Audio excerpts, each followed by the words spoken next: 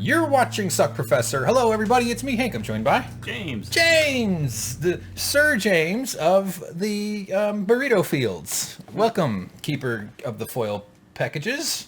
I mean, acceptor of the bagged delivery packages. I have been eating a lot of burritos lately. Have you? I went to get some nachos the other day. Full of carbs. And anyway, welcome everybody. Welcome to our show here on Suck Professor. Don't forget to like and bend the knee if you'll enjoy what you're seeing.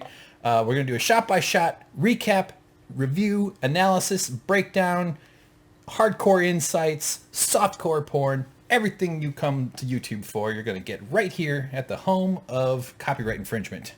Welcome, one and all. James, say your piece. I guess the only thing I want to say before I start. Oh, wait, hold on. Before you do that.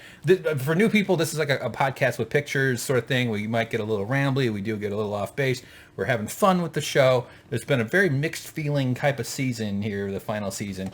But you're going to get our honest takes and our, I'll probably get some shit wrong because I'm sort of dumb. No, me too. James is also, you're not sort of dumb. I mean, you're better than that. You're I'm higher level. No, you're not dumb. lower. You're Wait. a special dumb. No, I'm sort of dumb. You're not. No, you're only slightly dumb. I've said many dumb things. All right. Well, as long as we own our mistakes, right? Yeah. All right. Cool. Let's go ahead. Now you talk. So the past two episodes of the season have not been what many people, if any people, I would say, really have wanted. And I feel coming out of those two episodes, after doing the breakdowns, I go back, I go lay down in bed, I run it through my head again, and I just feel there's so much negativity being said about these. And I don't like that. I am not a negative person, but these episodes have inspired that in people. Right now, the community has come together mocking Game of Thrones in the final season as a way to bring us together in our love for the show. Right. So being negative about the show is not saying you hate the show. It's just that you hate the direction it's gone in. Like so being disappointed after 2 years into a marriage and your husband's starting to let himself go, and it's like, oh, I gotta be stuck with this fat fuck the rest of my life. Yeah, and I mean, if I tried to be totally positive about it, I would be disingenuous. I would not be honest. So I'm going to try and be honest in this episode, but I'm going to try and be honest and as positive as I can, because there are positive things in this episode that I truly, genuinely enjoyed. Yeah. But I have to apologize in advance that there are certain things that were just unforgivable from a certain sense that I have to bring up. But I kind of understand, why it went that direction. So fair enough. You don't have to apologize for that necessarily. Well, I think it's very sweet of you to acknowledge that we're not aiming for negativity. Like some channels or some shows or whatever, I think they're kind of like looking to just shit on things, or they're, I guess you'd call them haters, to use the common vernacular. That's not us. So we want to enjoy it. We're doing this because we love it. Yeah, exactly. This shit takes a lot of work, man. It fucks up our viewing of it. We got to watch it with goddamn subtitles. I hate the subtitles. We pick up on certain things, like a certain name drop that I didn't know. There's upsides to them for sure, but there are definitely, I find myself reading. If I wanted to read, I would read. Most of this episode, the subtitles are just panting explosion, explosion. Or men indistinctly yelling. Yeah, that's a big one too. Men clamoring. Exhaling sharply. Yeah, exhaling sharply or breathing heavily. A lot of that, yeah. And then Jon's, I didn't want it. Yeah. There's a lot of that. I'm sorry. I didn't know she was like this. The sex is good, but I guess that should have been an indication. It's like this every Mother's Day. Yeah. You'd be a little bit upset if two of your kids died, and if your kids were dragons. But yeah, it's definitely a mix of emotions. I don't care a lot about this. I mean, I care. I would love it to be good. It's sort of like sci-fi movies. Almost every single one's a disappointment, but I have hopes, and I want them because I love a great sci-fi movie. I love any movie really, but this season has kind of been a letdown. You want to finish strong, and the series isn't finishing as strong as we would have hoped, but I'm still enjoying the ride somewhat. And this episode redeemed the last two a little more than this could have been a much more of a letdown than I sort of had been conditioned to think it might be. A lot of dumb shit in the last episode, though. Like not seeing the dragons, or not seeing the boats from far away. Yeah. Ridiculous. Not flying around to the back of the boats and shooting them. People I saw online, which we kind of missed. Oh, we're going to talk about Starbucks Cup real quick, too. It wasn't Starbucks. It wasn't? Craft services. Huge misconception people have been having. Well, that shows the market penetration of Starbucks, where it's just like anything that has that coffee cup shape. They said like a marketing executive said that they got approximately a calculated $2.83 billion in free advertising from the misidentification of it being Starbucks. Okay, so the coffee bean and tea leaf cup that was brought in the thing. By the way, their coffee fucking sucks. But what the hell is this? Oh, people were upset about how Jon didn't say goodbye to Ghost properly. And he knows how. And I think I brought this up in an episode, and I looked back at screenshots afterwards to say, like, wait a minute, has Ghost shrunk? He's so much tinier than he was in past seasons. Really? Yeah, I genuinely think so. I mean, I guess it comes like compared to like a man's hips. Like how far up to the man's hips does a dog's back? Like It used to come up to Jon's forehead. What? No, I'm kidding. Oh, I'm gonna say that's when Jon was a boy. Yeah. And Ghost was a boy dog. But people wanted them to touch the dog, but someone explained, which I thought made sense, is like it's harder to CGI a man touching the dog than just the dog walking into the frame. But they've obviously got the technology to do it. They're doing quite a lot of pretty good special effects. How many times did we see Jon or Daenerys touching the dragon and having its skin ripple and breathe and react to the hand when really they're just waving the arm in midair? But they can do it. A fur touch is different than a scales. Scales don't have the same, like the fur. We all know what it looks like to touch fur. There's it's easier to spot that because it's more realistic to our perception. Easier to film or green screen like petting an actual dog and just composite that over top? Yeah. No, I'm sure they could have done it. I mean, I'm no graphic guy, but that seems like it would be doable. Just considering what they were able to accomplish this episode. No, they definitely could have. It's just like, and I don't know if that's exact, but they should have made him like get a little upset about the dog leaving. But he had kind of given up on Ghost after quite a while ago. Yeah. I think but to be fair to him, there's a lot on his mind.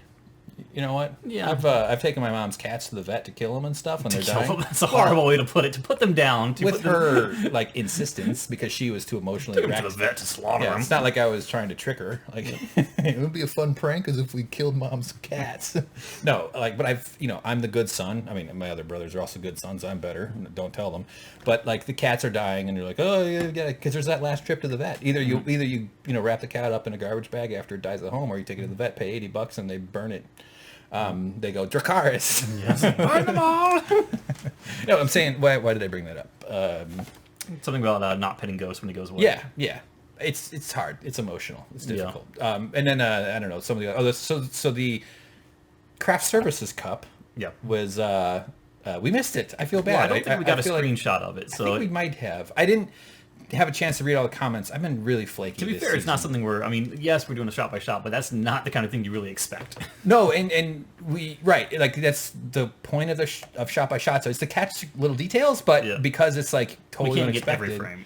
Right. There's that, and also it just we weren't looking for it, and it would have been. I do wish we'd seen it. We would have had fun with it had we seen it. But then you pointed out there's a coffee cup in a previous there's this, I don't know if it was used in an episode or not, but it's a shot of a huge cast shot from a prior episode in or the prior season, right? Aren't they where Tywin is there, Jaime's there, pretty much Tyrion's there, the Kingsguard are there. It's this big shot. Yeah. And if you zoom in on it, you can see Jaime not only has both hands, which I'm not sure if at that point in the show he actually did have both hands or not. His hands are sort of crossed in front of his and he's groin. holding this, it looks like a KFC cup or something that's almost too big to be a coffee cup. Like it's some sort of mashed potato bowl or something. Really? I don't know what it is. I thought it looked like just a small coffee cup. To me, but he's holding it from above. And it's almost like he's twisting it inward as if to say, oh shoot, they're going to shoot this picture or they're going to shoot this scene. I don't have time to step away and put this down, so let me kind of hold it close and probably the angle will conceal it. Yeah. There's some family photos of me as a kid where I'm holding a video game controller. Yeah. Same way, because, I drink those. So last week was sort of a letdown in a lot of ways. This week, though, and I did just rewatch most of the last episode before we started this one. Yeah. And it really was tonally just all fucking weird with the Brienne and Jaime having sex. Yeah. That was goofy, and I don't know, the whole thing just had some strange tones to it. I think this episode was an upturn though. Yeah, and I'm not gonna say anything about the next episode because, as everyone knows, these episodes details have been leaked, and the leak that related to this episode was 100% pitch perfect to the point. Okay. So that means that what we know for next episode is entirely true. So I'm not going to give any speculation because I know I'm not going to say anything. All right. So if you hear me start doing that, stop me. You're recusing yourself from don't let me do it. This case. Very good. All right. That's because you're an honorable man, the keeper of the burrito fields. Yep. All right. So thanks for everybody for commenting and liking. I'm sorry I haven't been as engaged in the comments as I intend to be. I've honestly just been out of it. That's my reason. That's not a great reason, but I've been kind of I don't know. I'm in a weird phase. Although that's been true since I was a kid. So boy, happy Mother's Day, huh, James? Oh yeah. I sent my mom a Mother's Day card with a picture of me as a baby, and under it I wrote, "I didn't ask for this." Thanks a fucking lot. God damn it. All right. Let's do it. Here we go. Screenshots. Boom. There. First one, James. We noticed that they are updating the map, the opening sequence. I'm a little upset though because I don't see the broken part of the wall where the ice dragon. I know it's not an ice dragon. It doesn't shoot ice. It shoots fire. But where it destroyed part of the wall, I don't really see that. The blue plasma flame dragon. And I don't see Bran's wheelchair in the Godswood. Yeah. Well, he's on. I want it there. He's at the half pipe. But they did do the pyres of all the bodies. The funeral piles of wood, which is a total waste of wood. Do 2 piles. And this is sort of sad because this is where the Night Kings or the White Walker storyline just dies right here. We kind of wanted to see these blue tiles make it all the way to King's Landing. I think that was the biggest disappointment for me from this entire season is that the most interesting storyline for me just fizzled out way too soon. Yeah, they just got rid of that. And this is not my idea, but someone pointed out on the forums a while back, it's like, bodies burn a lot more efficiently and a lot quicker if we take their freaking armor off. True.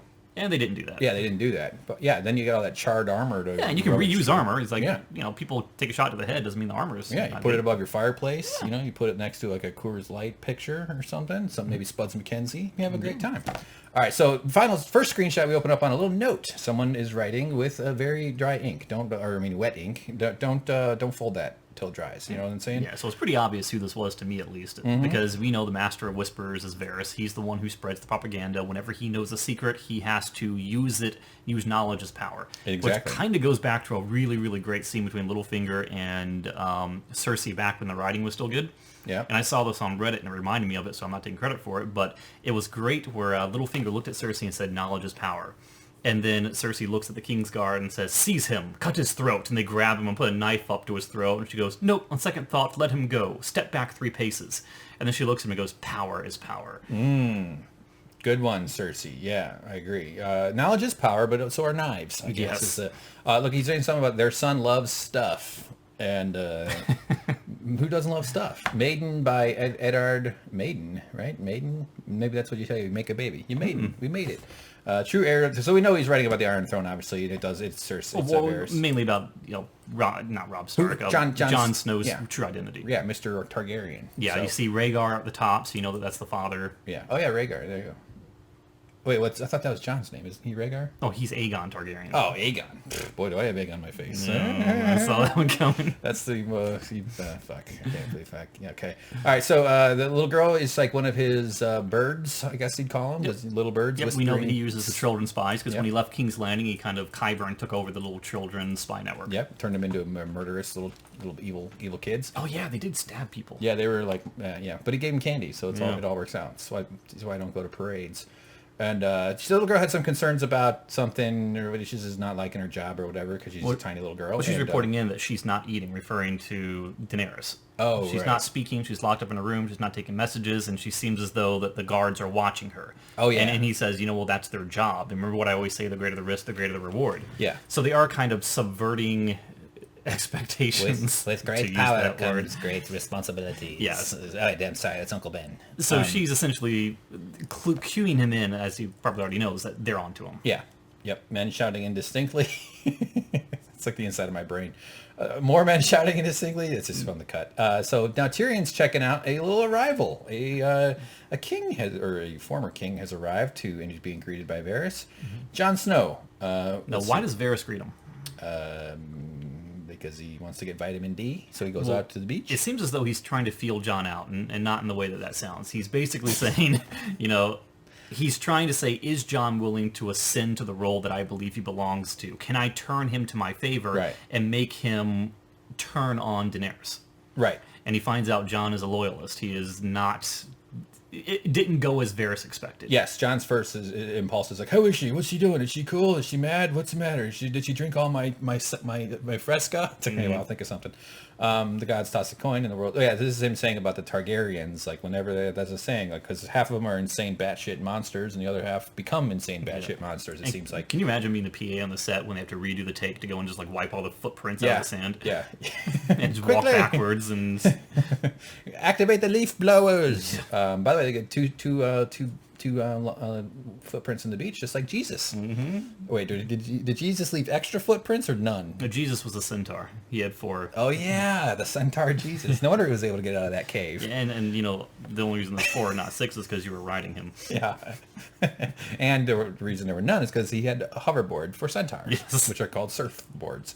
All right, so enough about religion. So that's her decision. Yeah. So, this is what you were saying, though, about how Jon is, Jon's worried about her, but Varys is feeling out where his loyalties really are. And Varys warns him because you and I both know what she's about to do, and what she's about to do, that they believe is to go and rain down on King's Landing with fire and brimstone. Yeah. So a lot of this, sort of the last couple episodes, including this one, is kind of like people have different speeds at which they permit themselves to change their mind. Mm-hmm. There's a certain sense of denial and cognitive dissonance in anybody. This is true, I think, about people in general. We all are persuadable at different rates based on different information because of our own biases and our own commitments, diminishing returns and all that stuff. So Jon, Varys has already been like, yeah, she's fucking crazy, man. This is not good. But he knows he has to convince these other people with influence, like Tyrion, like Jon, to come along with him, and he can't do that very aggressively. He's got to play it carefully. Like Jon's catchphrase was right there. What? I don't want it.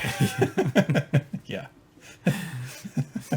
Oh man, I was just thinking something about mistletoe. I don't know why that was in my brain. But the thing is, Varys even says here that no man, living or dead, has been through as many kings as he has. Yeah. His advice is sound. He knows a problem brewing when he sees it. Yeah, yeah. And one of them is, I forgot my beach hat. Oh boy, am I going to be healed? Want to hear a disgusting story about being bald? I'm bald. I've been a bald fuck since I was a 19-year-old. And I burned my head real bad, and then I was working out a couple days later, and I took off my hat, and I noticed I had giant blisters on the top of my head. Numerous. That happens with they look like giant flattened coins. Hold on. They were filled with fluids, and I freaked out. I went, ah! What it was I hadn't yet peeled. The skin dies, and then it flakes, it dries off, and it peels. Everybody experiences that, not just balds. And these were just sweat-filled blisters. And I popped them, and they float out. But I was happy that they weren't like mutant something. It was just sweat. So I'm available for dating if any ladies are interested. Man. Speaking of which, isn't it a great thing that during this episode Jorah's dead?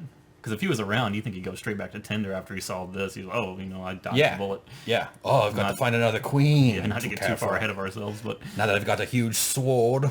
You will rule wisely while she will not rule wisely. I think it's how that sentence goes. Right. I mean, right now he was basically defying and committing treason to Daenerys right in front of Jon's face. So pretty much.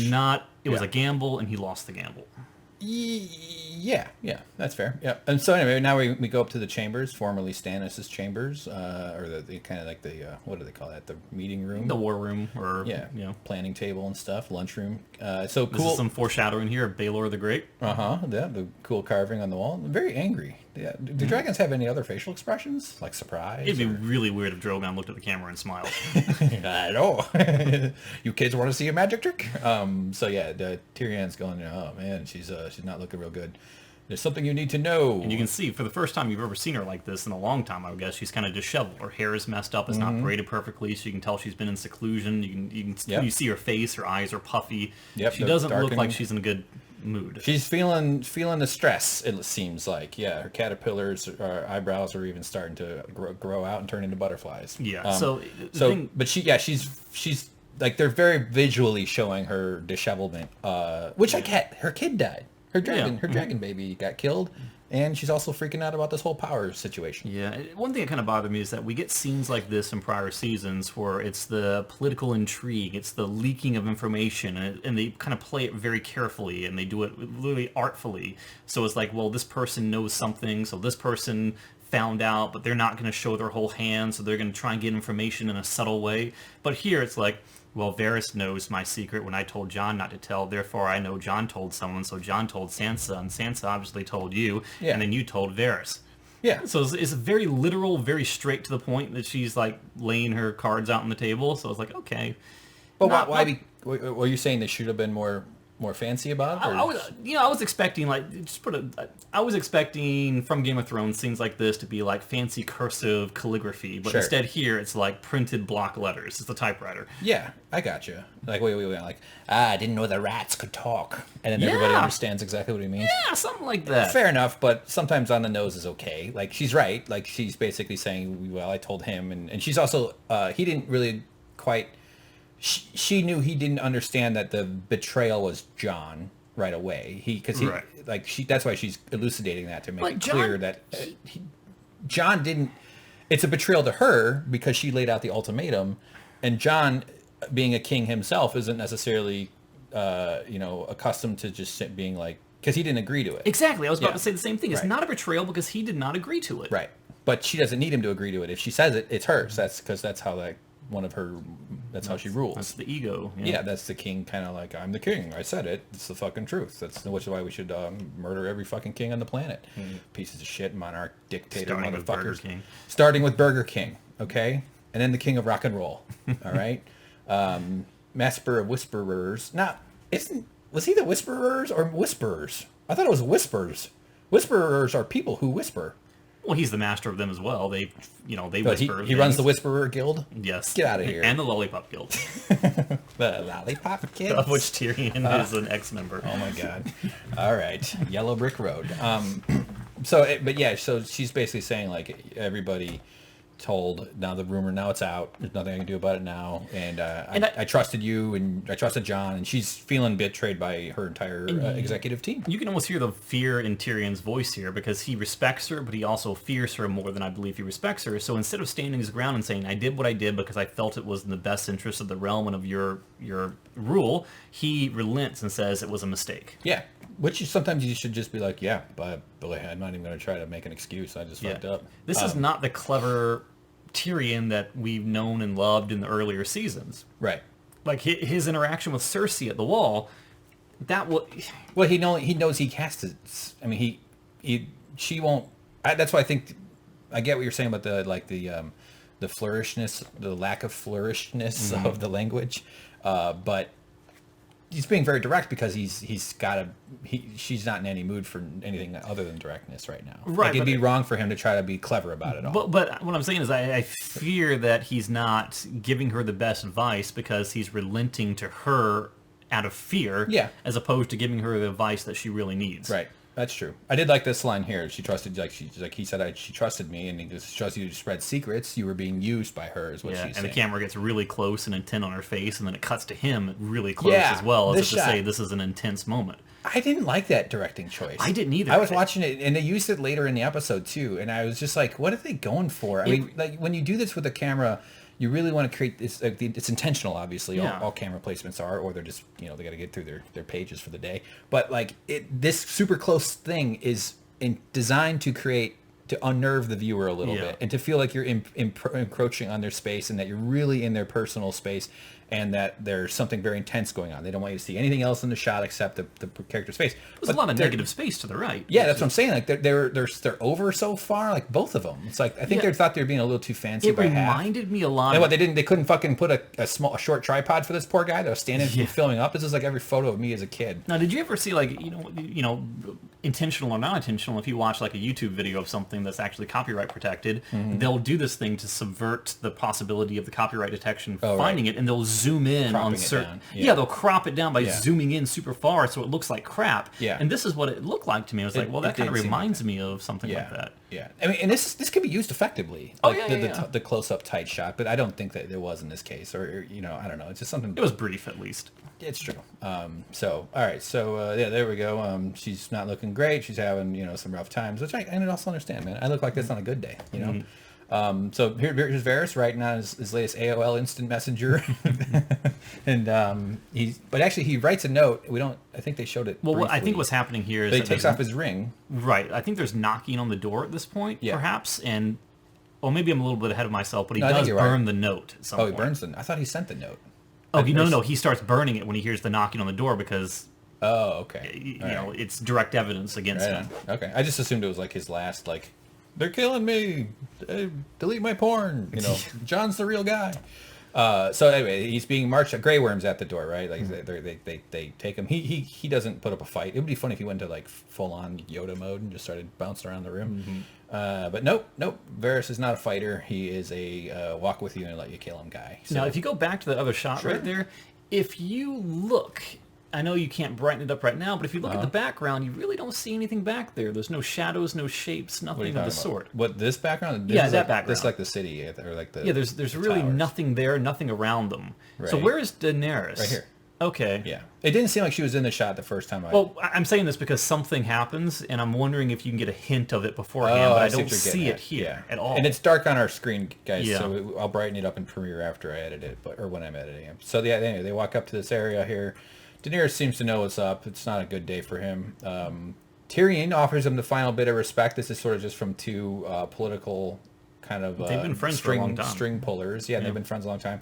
He tells him the truth. I'm the one that got you, and Varys is like, I wish I was wrong, or I hope I'm wrong. Yeah. Like, I hope this is not, because he seems to be holding his principles, staying true to his principles up to the very end. Like, you better be right, little guy, because if you're wrong, or if you're wrong, shit's fucked. Things are gonna get real bad. Yeah. And so poor Varys, he was. We'll see if he's vindicated later on in the episode. Spoiler alert. So Tyrion gives him a nice little touch, and Varys shudders and goes, "Ugh, first human contact in 14 decades." Now with I'll say it after this is over. Right. You want to see this part? Yeah. This is good. This is kind of like the first dumb moment for me in the episode, because if you go to the next scene, she's obviously going to execute him. Now we can see Drogon is behind her. Yeah, right, emerges. So if we know anything about dragons throughout the history of the show, it's that, A, they're always making sounds. Their breathing alone is indicative of their presence. Their constant growling when they breathe. Their footsteps have got to be kind of like... Yeah, you cannot possibly hide a dragon in the darkness, especially of that size. So like that was a little stupid. Several drunk men. Yes, so that part was kind of dumb. Yeah. And of course she's going to execute him with fire, and you made this point when we were watching the episode, is that they're literally standing underneath his chin as he breathes fire. Well, it seems like they're pretty close to him, yeah. Like, you'd think you'd want to back off a little bit. I don't want to be in the same room when I see someone, like, cutting chicken with a knife in the kitchen. I'm like, oh, I'm going to get my distance. I don't know what's going to go down here. Especially when it's me. Yeah, and you got these people wearing, like, long flowing cloth, and he's like, come on! Yeah. Well, fire, heat travels, man. And it's like not when like someone with the lighter fluid squirting it on a charcoal fire, you're like, dude, careful, man. And we're not talking normal fire. We're talking turn bone to ash instantaneously fire. This is dragon fire. This is dragon fire. This is the real deal stuff. Uncut, pure dragon fire. So she says, Dracarys. And then that's not Varys roaring. That's the sound of the dragon roaring. It was just a little weird. It just kind of emerges. I mean, I like looking at the dragon as... similar to the way the mountain is kind of like an extension of Cersei's will. Like they're really kind of linked in almost a literal sense. I know they're not literal, but there's that, and the dragons are that to her. Like, she's not tough, but she's got these dragons, and so she's tough because of the dragons. I guess it's a separate entity. So if you can kill the dragon, you can take away her toughness. But this case, it's like you said, the sound thing is ridiculous, and it just was presented a little bit corny. I don't know. I don't know. Like, it would have been funny if he like flew in and like the wind like blew Varys' skirt up, and he had like a Marilyn Monroe moment where he's like, "Oh, no, now how bad? Stay down, skirt." It's like I get that they were trying to trick you into saying, well, you don't know what's going to happen, because if you could see Drogon there at the very beginning, it'd be pretty obvious. If you don't bring a dragon for no reason, they're going to kill him with Drogon. But I said feed him. I said why burn him? Let him eat Varys. There's a lot of calories in that guy. Yeah. Dragons, he probably needs a good mix of the... That'd be too many trans fats. It doesn't matter. Have them all. It's all good for his dragon heart. Dragon heart? Yeah. Hi, I'm the washed one. Hello, it's me, Dragon Heart. You ever go back and rewatch that and compare the graphics of Dragon Heart to this? It looks like it's freaking Play-Doh. I bet it is. Terrifying. Yeah. But at the time, I remember seeing it in theaters thinking, wow, this is amazing. Yeah. It's like dragons are real. It's never going to get better. When I was a kid, my brothers and I thought that Double Dragon was like the best graphics of any video game. We thought it would never get better than that. We were stupid.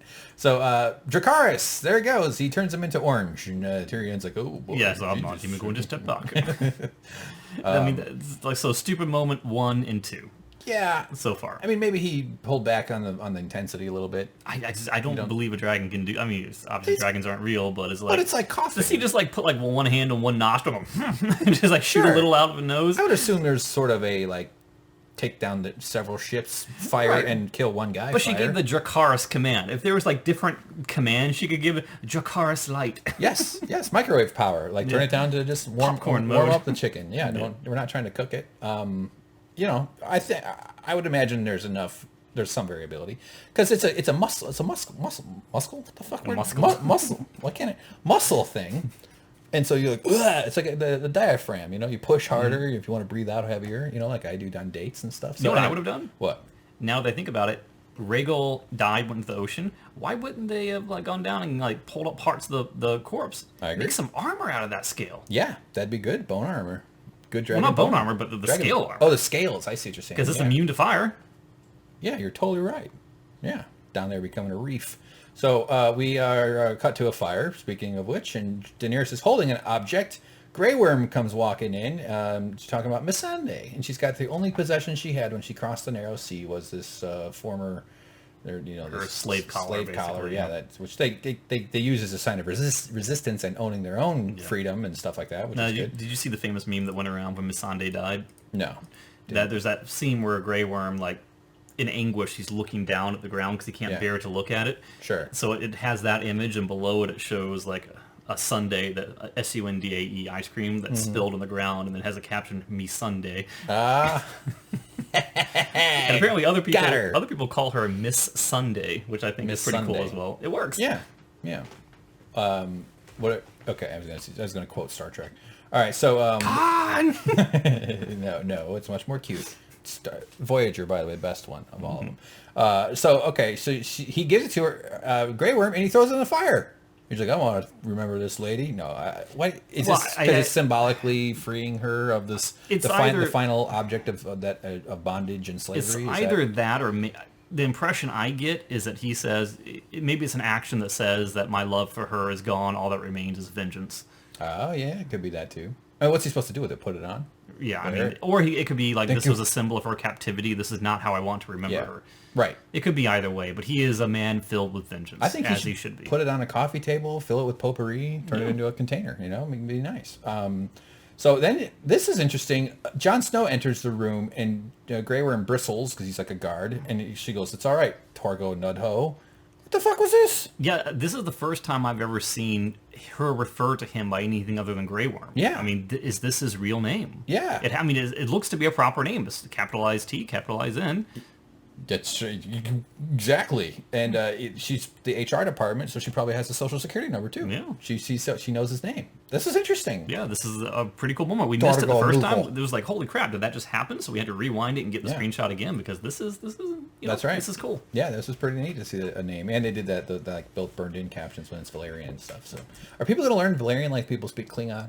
I saw an article on CNN a couple of days ago where it said that like 2 million people now are learning this language. And it was like clickbait, so I didn't want to click on it. But it had a picture of Daenerys there. Mm-hmm. So it's like it's either Dothraki or it's Valyrian or it's dragon. I'm working on that one. Okay. Well, if only there were a way to find out. Mm-hmm. I refuse to support clickbait. I hate it. I know, but that's how. I mean, it's like just click it. Who cares? I hear it. I agree. I used to write clickbait professionally, so. Tell me I have some fucking conflicted feelings about it all. And there are so Johnson. She dismisses Grey Worm, and she's got her chess pieces out here. Oh look, they got a little dragon. Now, did you pick up? Anybody John grabbed the dragon and threw it in the fire? Yeah, there was something. Dead. I don't want it. There was something that happened in the prior episode that I kind of missed that I picked up based on other people's comments. All right. But there was a scene where Jon was reaching over the table and he was moving the pieces around the war table, trying to, as if to say, I want this here and that there. And it appeared that he picked up the token that was representative of Rhaegar. Yeah. And moved it to his, battlement group. Oh. As if to say, I'll take this dragon with me because now I ride this dragon, so technically he's mine to command. And Grey Worm steps up, walks over to him, reaches over him, grabs the token, and shoves it back to Daenerys, as if to say, no, you don't get to do that. That's not yours. It's not your call to make. Yeah, so there's this tension between Grey Worm and Jon, where Grey Worm doesn't seem to like him. Grey Worm, and he's very loyal to Daenerys, and which I get that part. So anyway, she's like looking at him, going, I didn't want it. She's upset about it. Again, your catchphrase. She's wigging out about this whole ascension. She can't get over it. But I don't think she should necessarily have gotten over it yet. It's still a very, very important question that would loom large on anybody's brain in this scenario. But here's the thing. Let's say the worst case scenario It's not something you happens. just get over easily. It's get over a bull, but just not that quickly. But say worst case scenario, the North loves Jon. Of course they do. The Kingdom loves Jon. The Kingdom doesn't know her. She doesn't have the love in this side of the narrow sea that he has. No. So worst case scenario, let's say that he goes in the Iron Throne and she's the queen. She still has all the power that she wanted. She still has all the ability to enact all the rules, to make all the decisions, to make the world a better place as she says she wants to do. Right. He is not a threat. I know, it seems goofy, and she doesn't want to share and, like, being married. But she wouldn't even be sharing. He'd be know. king in title only. She would still be queen. Right. Just the fact that she won't share the made-up power that he won't even wield, it's like, it's so petty. It doesn't make sense. Well, I mean, there's people who insist on being powerful and having power. There's a lot of personal ego invested in that decision. So it's almost impossible to avoid that. I hear you, though. I agree. It seems a little ridiculous. Like It's like, not to get political, but Dick Cheney didn't whine when Bush got elected president. He's like, well, still, I'm going to be doing all the work. he was the fucking... Yeah. He called all the shots because Bush was a fucking dead-headed puppet that didn't know shit. Didn't want to go that far Piece into of it. But motherfucking war criminal. I shouldn't have People are in pressed that jail button. for selling pot, and that motherfucker gets to kill 1 million people and not go to jail for it. But fuck this country. We should jail that piece of that monster. Whoops. Yeah, I know. You said my trigger word, James did. W. You didn't even say it. He's a war criminal. So that's what the W stands for. All right, so far more people, just like her, spoiler alert, far more people in Westeros love you. Okay, but yes, this is part of that petty stuff that you're talking about. Yeah. And it is very much like, I don't have love here. I only have fear. And I, she's... What I think she should do, though, is like, yeah, you only have fear now, but just get in and then do a good job. People will like you. Yeah, I mean, you'll be better than Cersei if you just don't blow up all the churches and didn't stuff. they say in the last episode that if you go and you put siege to King's Landing and you starve them and use the dragons to stop the Iron Fleet from delivering supplies in, by the time people come out and you start feeding them, they're going to be like, hey, these guys are pretty cool. Yeah, exactly. You win the hearts and minds of the people, and then you win the kingdom. Right. Yes. But in a way, though, saying I only have fear is an admission of weakness, though, because it's like saying that love is a more powerful thing than fear in a way. What are we doing? Suddenly Donnie Darko over here? Does that make sense to you, what I just said? Love is more powerful than fear from Donnie Darko? Donnie Darko reference. There's a big element of the Cellar movie with Patrick Swayze, the Patrick Swayze character. He's like a kind of a scammer, motivational speaker. I don't quite recall that Good movie. part. Check out Donnie Darko, guys. You'll get it. I'm sure some people have seen it. But I anyway, don't watch it for a good reason, though. What? Because they lie. Because I'm from a place in Virginia. It's a county in Virginia called Middlesex County. They used Middlesex, Virginia as the setting for Donnie Darko, and you can see mountains in the background. There's no mountains there. Liars! you know movies are fiction, right? No, that one's real. Most movies are made in like... They took something I know like the back of my hand. Middlesex County, that is my stomping ground. I know that place. I lived there. I grew up there. Yeah, I bled there. I played there. I worked there. There's no mountains. You got carbon monoxide. And it's a very poisoning small there. place, too. It's like everybody knows everybody. It's not like this... They thought, oh, I'll do something in this little place that no one's from. No one's ever going to see this. Those are just some hillbillies back there. They're never going to watch movies. Well, you're wrong. There's one of us. Okay, you're the one that's not a hillbilly. Well, I'm not... No, I kind of am a hillbilly. No, you aren't. Stop it. You've been in LA a while. You're no longer a hillbilly. You're not now. You're a basin Billy. Yes. Because we're in the LA basin. Valley Billy. Valley Billy. Be a river Billy. I was a river Billy. We used to go river jumping. But I lived in a suburb outside of Chicago. But we're all fucking hillbillies. I mean, we just don't all have hills. Flat Exactly. hills. We don't have mountains. Yeah, or mountains. Well, That's we do interesting- out here we do, but That's not why I out don't there. like to watch the Mothman prophecies because Point I was Pleasant? haunted by a Mothman when I was a boy, and that's not how it works. Okay, they come through the VHS machine, not through the phone. No, Fucking bullshit. chapstick. I love that movie. It's so stupid. I love it though. Give me a break. That's a good movie though. It's weird. Yeah. It's okay. Whatever. Okay. I love you so much. And then she goes to him. What is this about? Is that This all I was a am to little you? I was weird. like, dude, lady, calm down. But All right? what he says is, "I love you. No matter what happens, you'll always be my queen." Right. And she says, "Is that all I am to you?" And then she starts trying to get with him, and he's Yeah. like, "You've been in here for 3 days. You haven't bathed. You haven't brushed your teeth. You're a nasty woman." And she's like, "All right then." There's cilantro on your breath. I mean, this I understood more than the is that all I am. Like, she wants to get it on, to sort of just testing to see how he responds to that. And when you don't return that kind of affection, that can be kind of hard, difficult for the other person to process. Well, it's something that she said that there's two get it. things I am. It's either I have either love or I have fear. And when he rejects her love, she goes, "So fear it is then," Yeah. or something. And this line was delivered like Jim Carrey.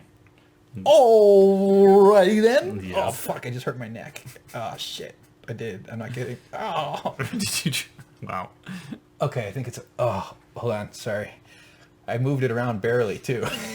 Okay, I think I'm all right. God, I think I'm thinking I'm going to die soon. Mm-hmm. I feel like I'm at that age where you just get hurt doing Jim Carrey impressions. Okay, well, what Jim Carrey line would John say after he it puts wasn't his so armor bad. on? I made that seem worse than... Okay. What?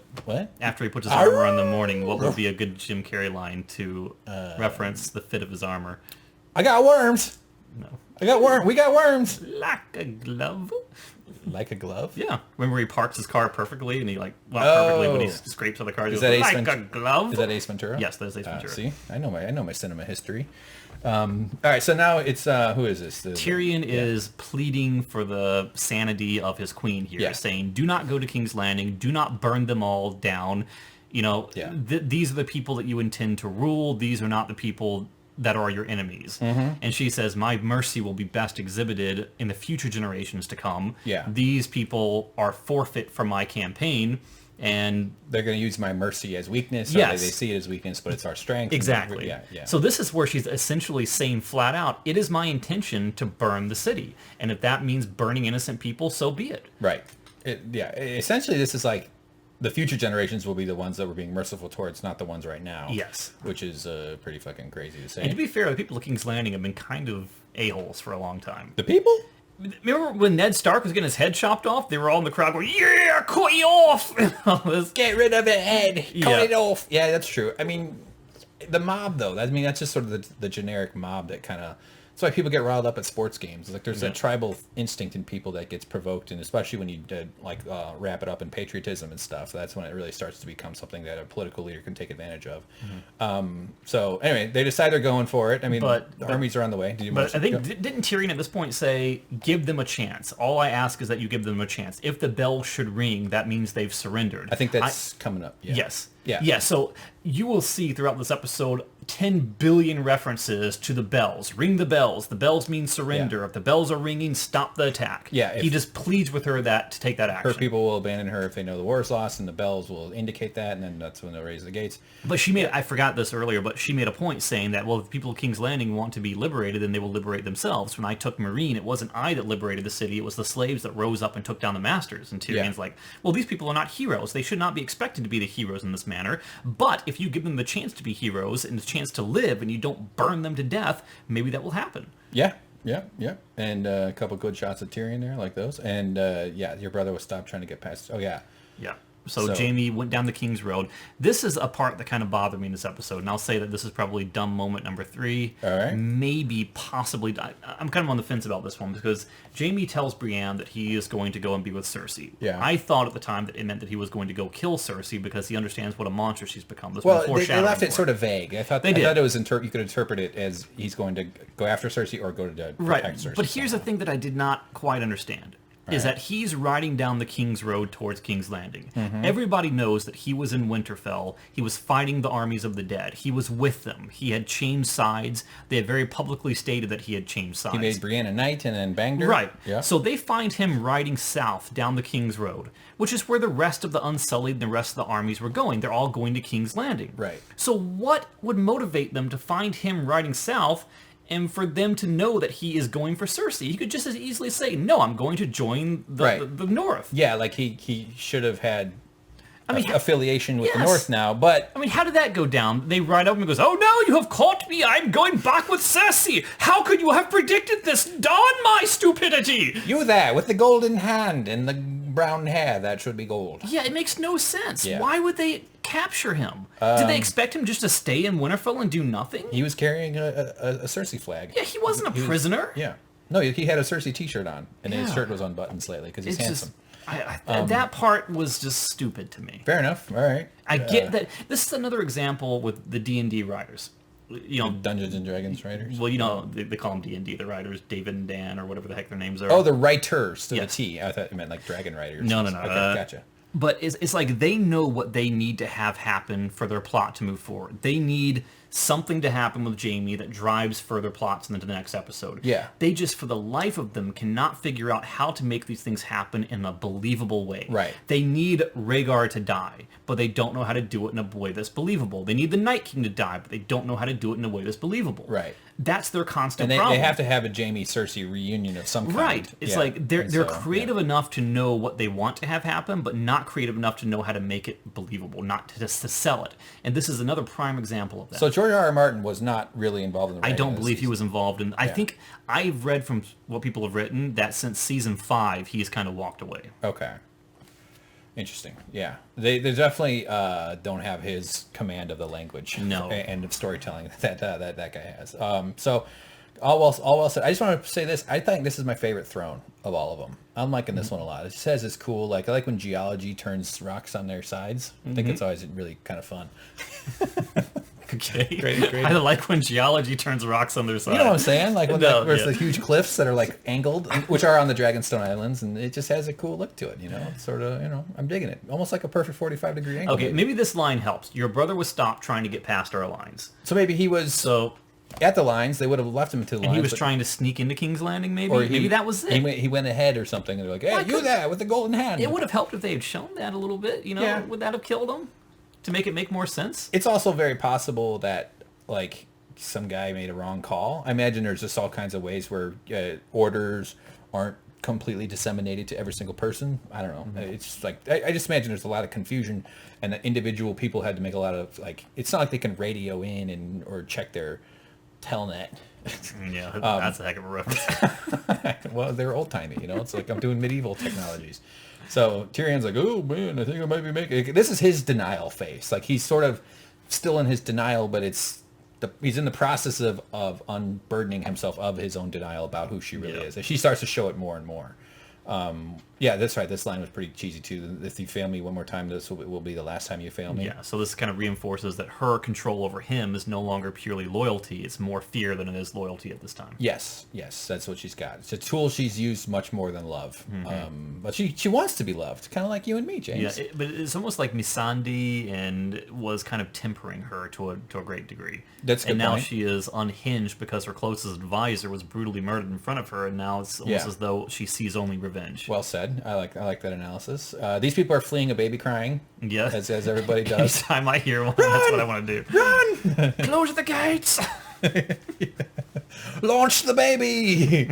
All right, so look at all these baskets and stuff. I just like these shots, these wide shots. Let's see, Waldo's got to be in here somewhere. Yeah. Okay? But look baskets, look for the coffee cup. pads. Yeah, look for coffee Where cups. is it? There's probably a Subway sandwich in here somewhere. There's a Quiznos bag. What else? Nintendo. I don't know. So overhead shots. Very. This is what E3 was like when I went last year. It's just like miserable. Just the unwashed masses coming together and miserable. Just to buy swag and overpriced crap. And loot boxes. So that's Oh yeah, this is Tyrion on the boat. They're heading into their encampment just outside the walls of King's Landing. No, that's an interesting point that you put. All right. Is this outside the walls of King's Landing? It has to be. That was my understanding. I was at first I was like, well, wait a minute, this has got to be Dragon's Keep. But King's Landing has the walls on this cliff size outside the ocean. The kind of so red it kind of makes roofs. sense. The red roofs, indeed. Yeah. So, but it's like, do you really get to camp down the cliffs from them and just have them wait for you to get ready to attack? Like, why aren't they just chucking like I Molotov know. cocktails at That's them what I and didn't stuff? understand. It's like, you really going to let them just like, gather their troops and put their tents up and make camp out there? You're not going to just charge them? I fought in your general direction. Yes. The siege of River Run was similar. Like you just camp outside. Yeah, you get close and you're just this giant menacing threat because you have a bunch of weapons and dudes that want to kill you. And I think it is kind of like that. I mean, I assume you have to stay away from the archers. But here's and stuff, my but I don't know. problem, It's a big though, is city, that though, too. Maybe I thought they had those ballistas all along the top of the walls. I don't see any on those walls. It's like, well, we know the dragons clearly aren't going to attack from this direction. We need no defenses on this direction. Well, maybe I don't know. We'll see lots of wide shots of this. So maybe they didn't have them. I mean, it's a huge city. It's like the biggest city. So But you need your it's whole perimeter. I mean, a dragon could come from any direction. I know, but maybe they didn't have them everywhere. I don't know. Good point. I hear you. I'm not. But it's plausible to me that they wouldn't have them everywhere on the entire perimeter. So Knight of the Veil Shield. Knight of the Veil Shield, all right, with the bird diving into the bowl of cereal. This guy's carrying some sticks. He's on his way to something. Someone dropped their helmet back here. That's Jon's helmet that he never wears. Yeah, Jon doesn't wear a helmet. He's like, I don't need a helmet. I have plot armor. Yeah.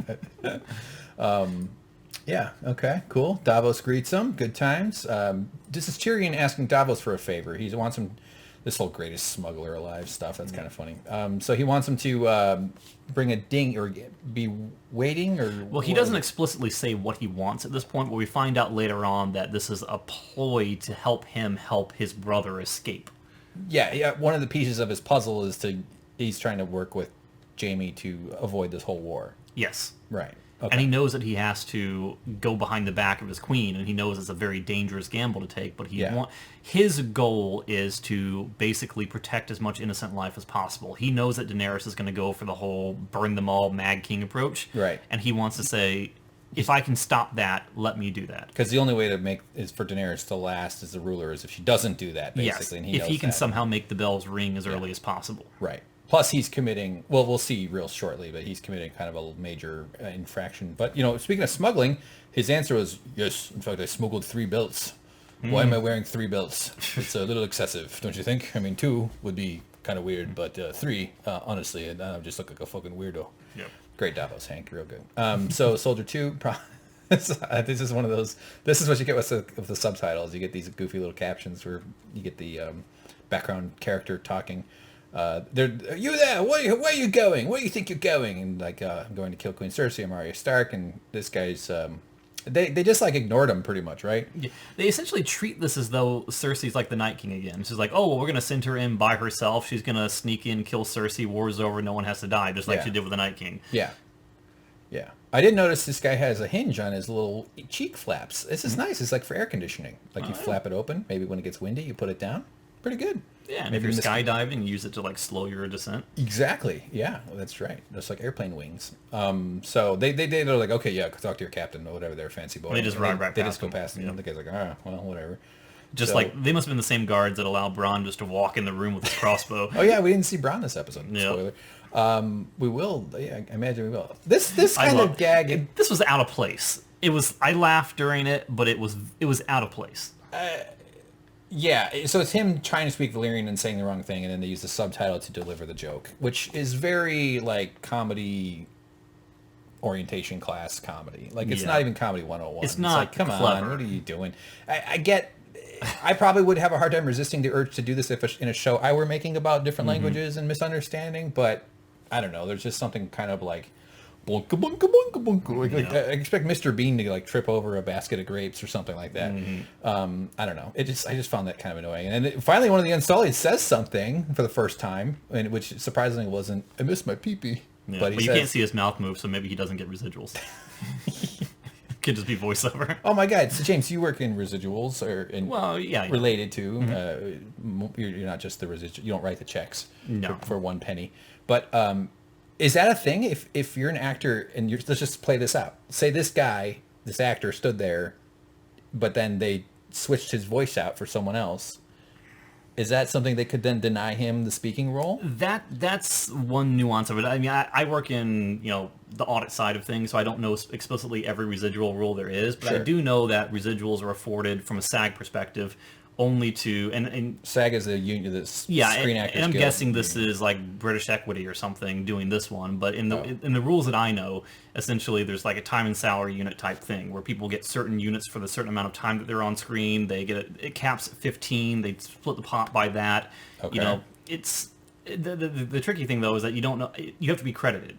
So if you're not a credited person, if you're not on the cast list. It's an important distinction is if your voice is used or not, right? I think that has something to do with it. I don't know 100%, but I think it's like you are credited if you have some sort of dialogue. Right. And I'll check on that. I could be totally wrong about that. It's not really my perfect area in terms of that. But can you get back to me by 8 a.m. tomorrow? I will work on that. I'm totally joking. Please don't. You don't need to. It's fine. That is interesting. I wonder about that. Yeah, so, all right, okay, fine, I need to... This guy's like, yeah, we have orders to guard her. He's like, well, I'm number 2. Unless she told you, then you gotta listen to me, But don't you think bitch. they would have known that? It's like, why are they questioning him? He's clearly got the pin on. They're outsiders, so they don't know with all the symbols that he's got the weird pin that looks like it would stab you in the lung if you bent over. I hear you, but those guys are pretty loyal to whoever gives them orders.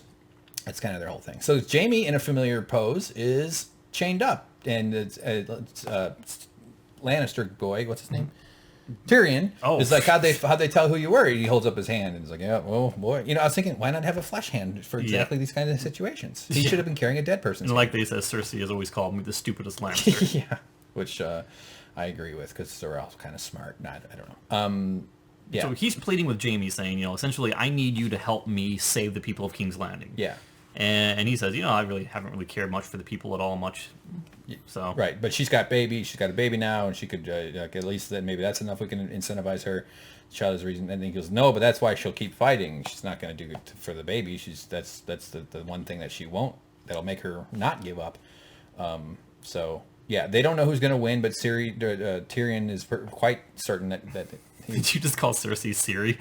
No, I was thinking Tyrion and Cersei was also in my brain, and so it came out Siri. And I said, Siri, who won the Blackhawks game? I've never asked Siri any sports results. So he's trying to say, like, she's got a lot. You guys are tired. Her opponent is weakened. She's got the Lannisters. She's got the Golden Company.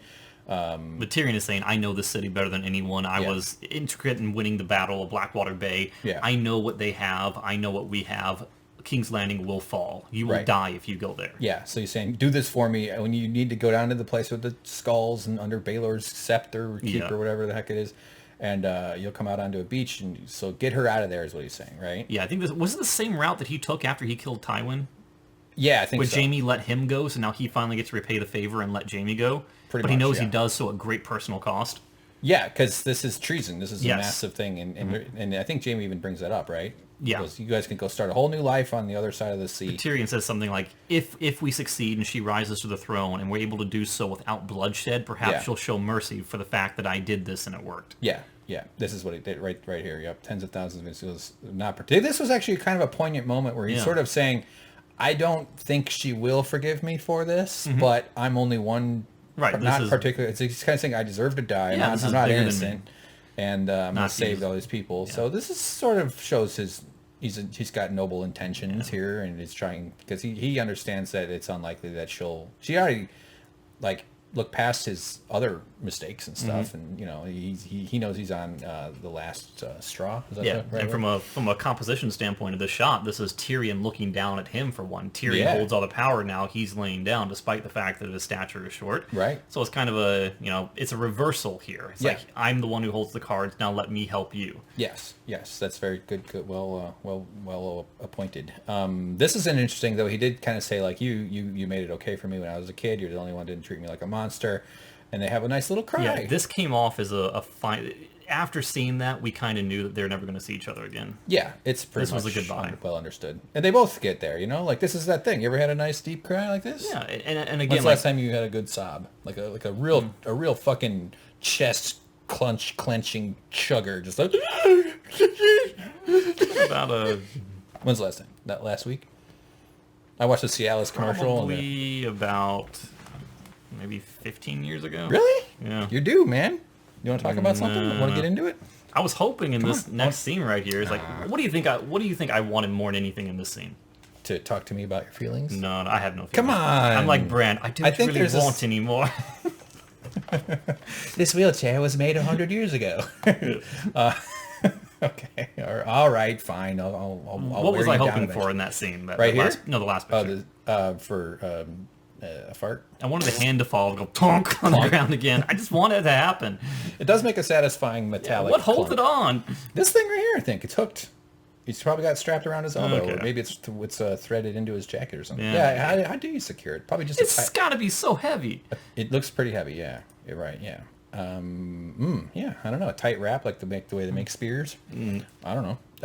So, okay, back to a little thing. There's a bell tower. That's what we call that. So we've heard a lot about bells. We see the bells there. That's just kind of setting the stage for what may be to come. Yep, we see a bay of ships all over the place. There's people standing around. Maybe they're looking for fish or something. Or that is Blackwater Bay. Yep, that's right. So we got a lot of cool open air shots. I was very relieved to see some freaking sky, though, like some sunlight finally. Yeah. So check out all these dudes. They got their shields. They got their big ballistas. Yeah. So as any smart fleet would be, they tend to all have their ballistas pointed in the same direction, as if to say, no, it couldn't possibly come from behind us. We're not ready for an attack from behind. That's true. Or above, or.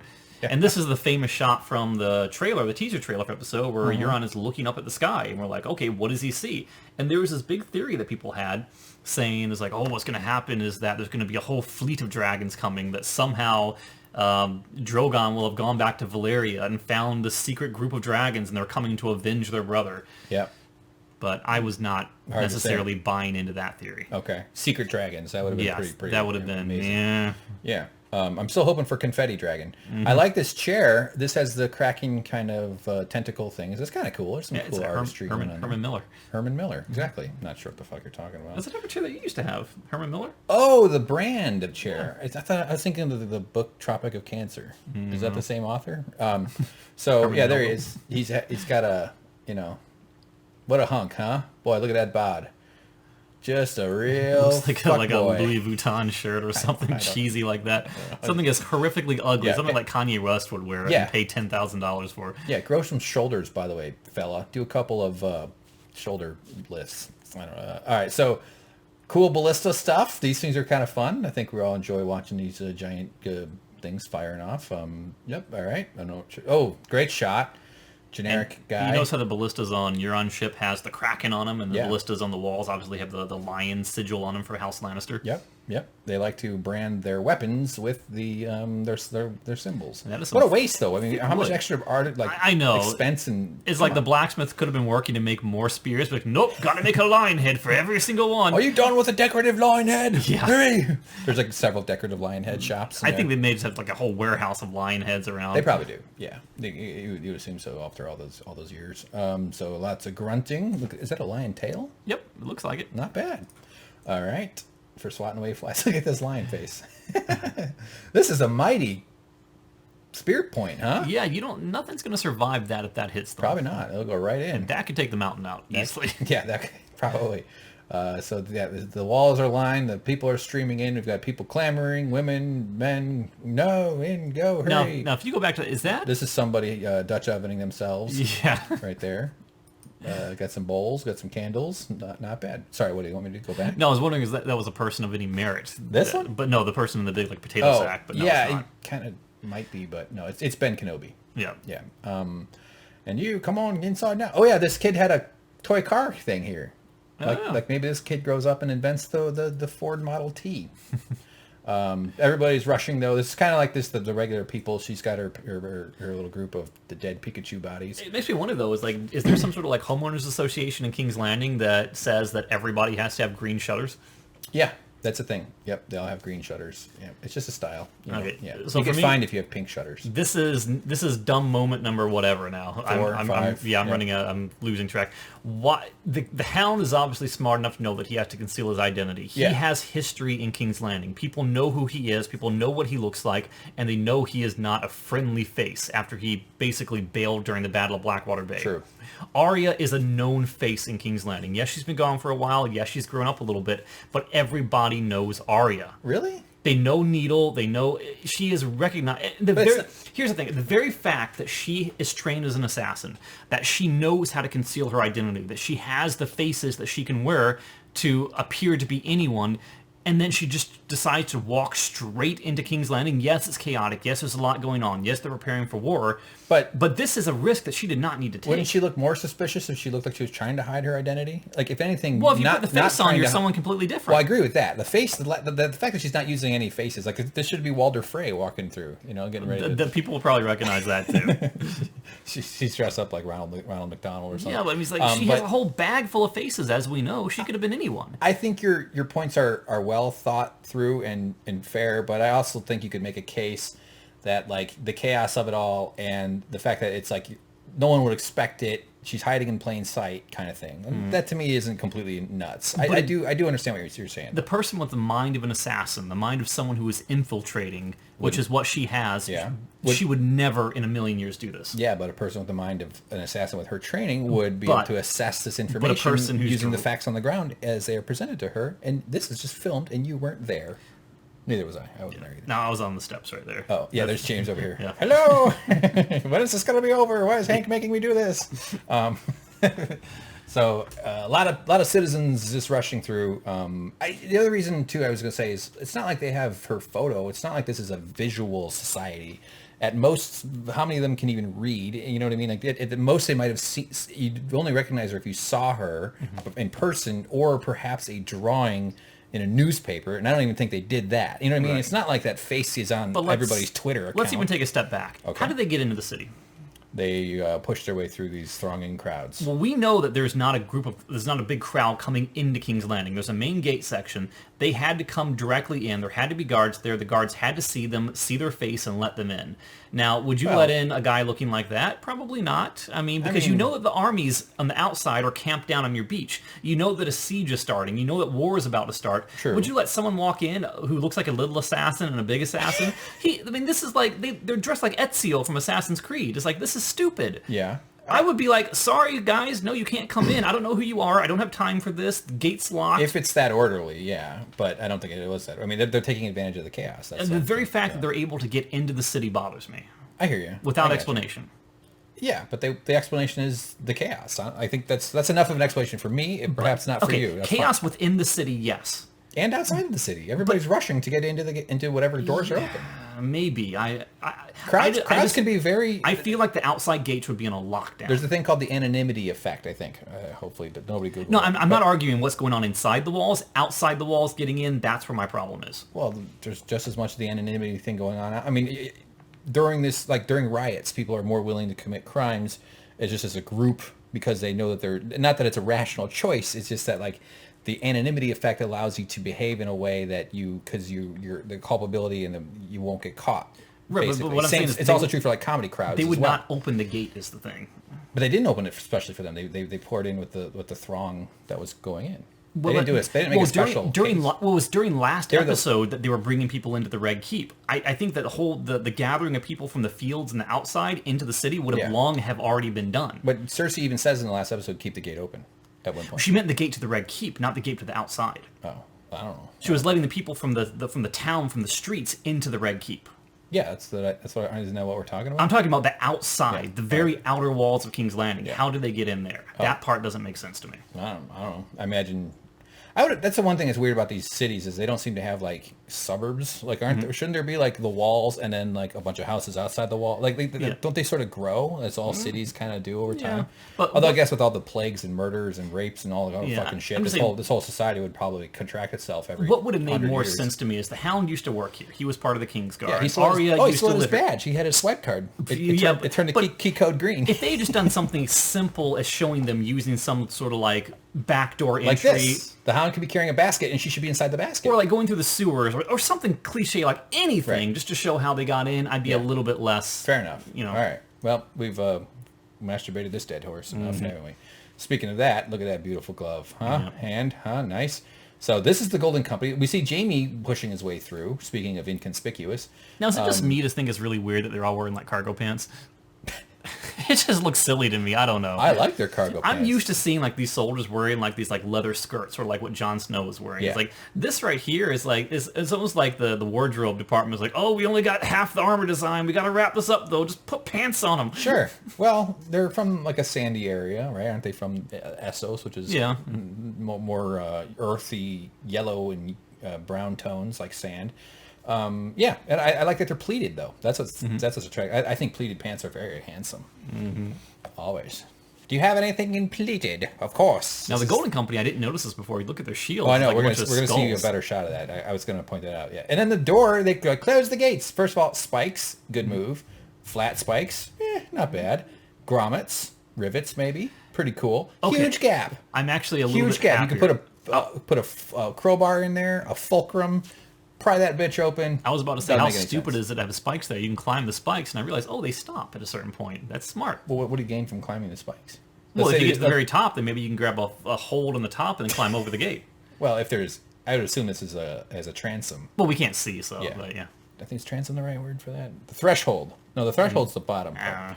All right, so yeah, we got some more shots of the shields. I want to make sure we stop on a good one. These are fine. We could talk. Just these They have piles their of pants skulls. tucked into their boots. I like that. Do they? Oh, yeah. down back here. Well, yeah. Well, if you go back one shot, you can see it. Right here. Ah, yes, for sure. That's a cool look. These are MC Hammer fans. You know, MC Scat Cat. They're just into it. Late '90s or early '90s. Paul Abdul did some work with them, yeah. Yeah, opposites attract, baby. Wow, blue eyes with brown hair. Okay, there's more. I just want to make sure we get a good look at the shield. This is the guy that looks like Pete Holmes if he had a healthy body. That's very, very nice. Comedian Pete Holmes has a show on HBO. Let's talk about the shields, though. The shields, just a spike of bones. First of all, these are not logical. The pole goes through the bottom, which means that all these bones are attached. They almost look like they're tied up to it, like they're being hung. I mean, it looks cool from a distance, you see but what it doesn't I'm saying? really See hold the up the lines? scrutiny. Yeah. Okay, well now it makes sense because I was going to say it wouldn't. Only a pile would make sense, but it looks like they're actually tied to it. That makes it even harder to use it as a stabbing weapon. This is a crazy world, James. Let's keep going. So yep, there we go. Look at this horse. Look at those black eyes. Freaky. Now Jesus. I'm wondering, is that not to get too ahead of us, but Want to go back? I wonder if that horse is going to show up later on. Oh, is that the horse? Let's Put a pin in that hang one. a lantern on that horse or whatever that. Put a pin in the horse.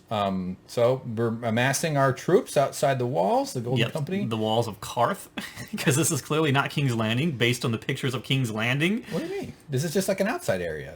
If you look at pictures of King's Landing from season 1, and then you look at, there is no large open area that even remotely resembles what we're looking at right now. It's all, it's like, it's basically the only part of King's Landing that is not contiguous with the sea goes right up against this like lush green mountain. Oh, okay. So I get, maybe you can cut down all the stuff, tear down the houses, and deforest the mountain so that you can take the trees and build ballistas of it. Yeah. But you can't flatten out a mountain. No, it takes a long time. Yeah, I hear you. All right, well, there you go. Just ruin the fucking show for me. Thanks a lot. Jesus, James. Cersei, though, surveying. She spends a lot of the episode just watching from her tower. I like this shot, like the shadow of the mountain in the back, Qyburn behind her, her with her.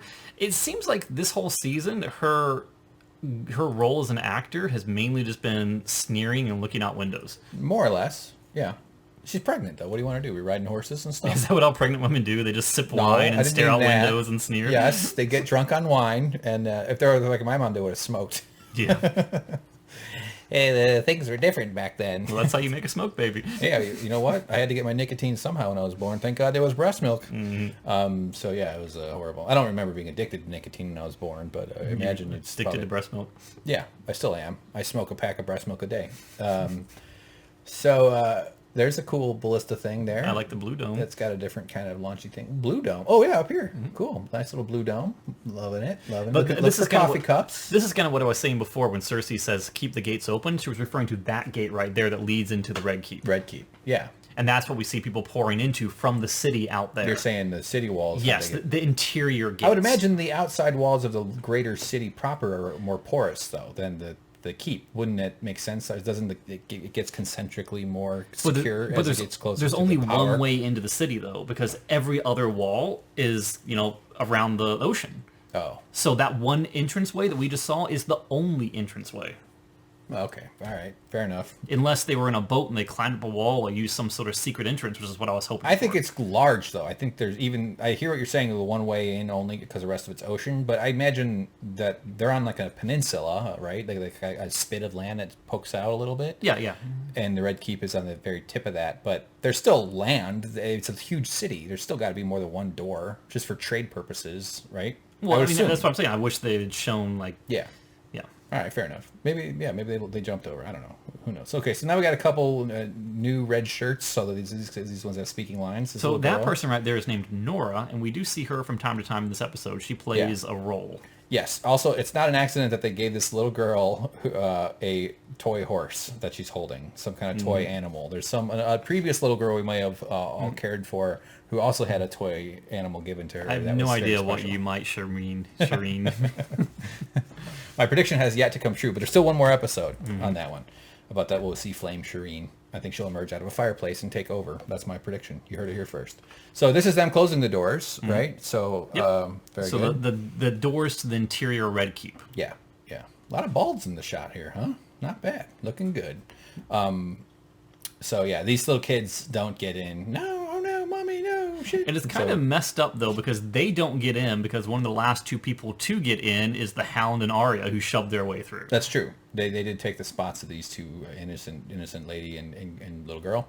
But then they rush off to the side. Jamie's stuck, This though. part is hilarious. Yeah, this is kind of Where funny. Jamie just sticks his hand out. Did you get a picture of him sticking his hand out? out? What the fuck? I thought I did. He holds it up for a very long time. I know. There's only a couple screenshots. I'm trying not to take us too many. We have 700, 600. But he's like, hey, look, golden hand, let the golden boy through. It is I'm special. Oh, it's him, the golden hand man. Let him open the gate. Just let this one man in. Like, yeah, it doesn't work. But it was funny that he kept raising his arm. That's why he could have his other hand cut off, and he has two, and then he'd really, be easier to spot.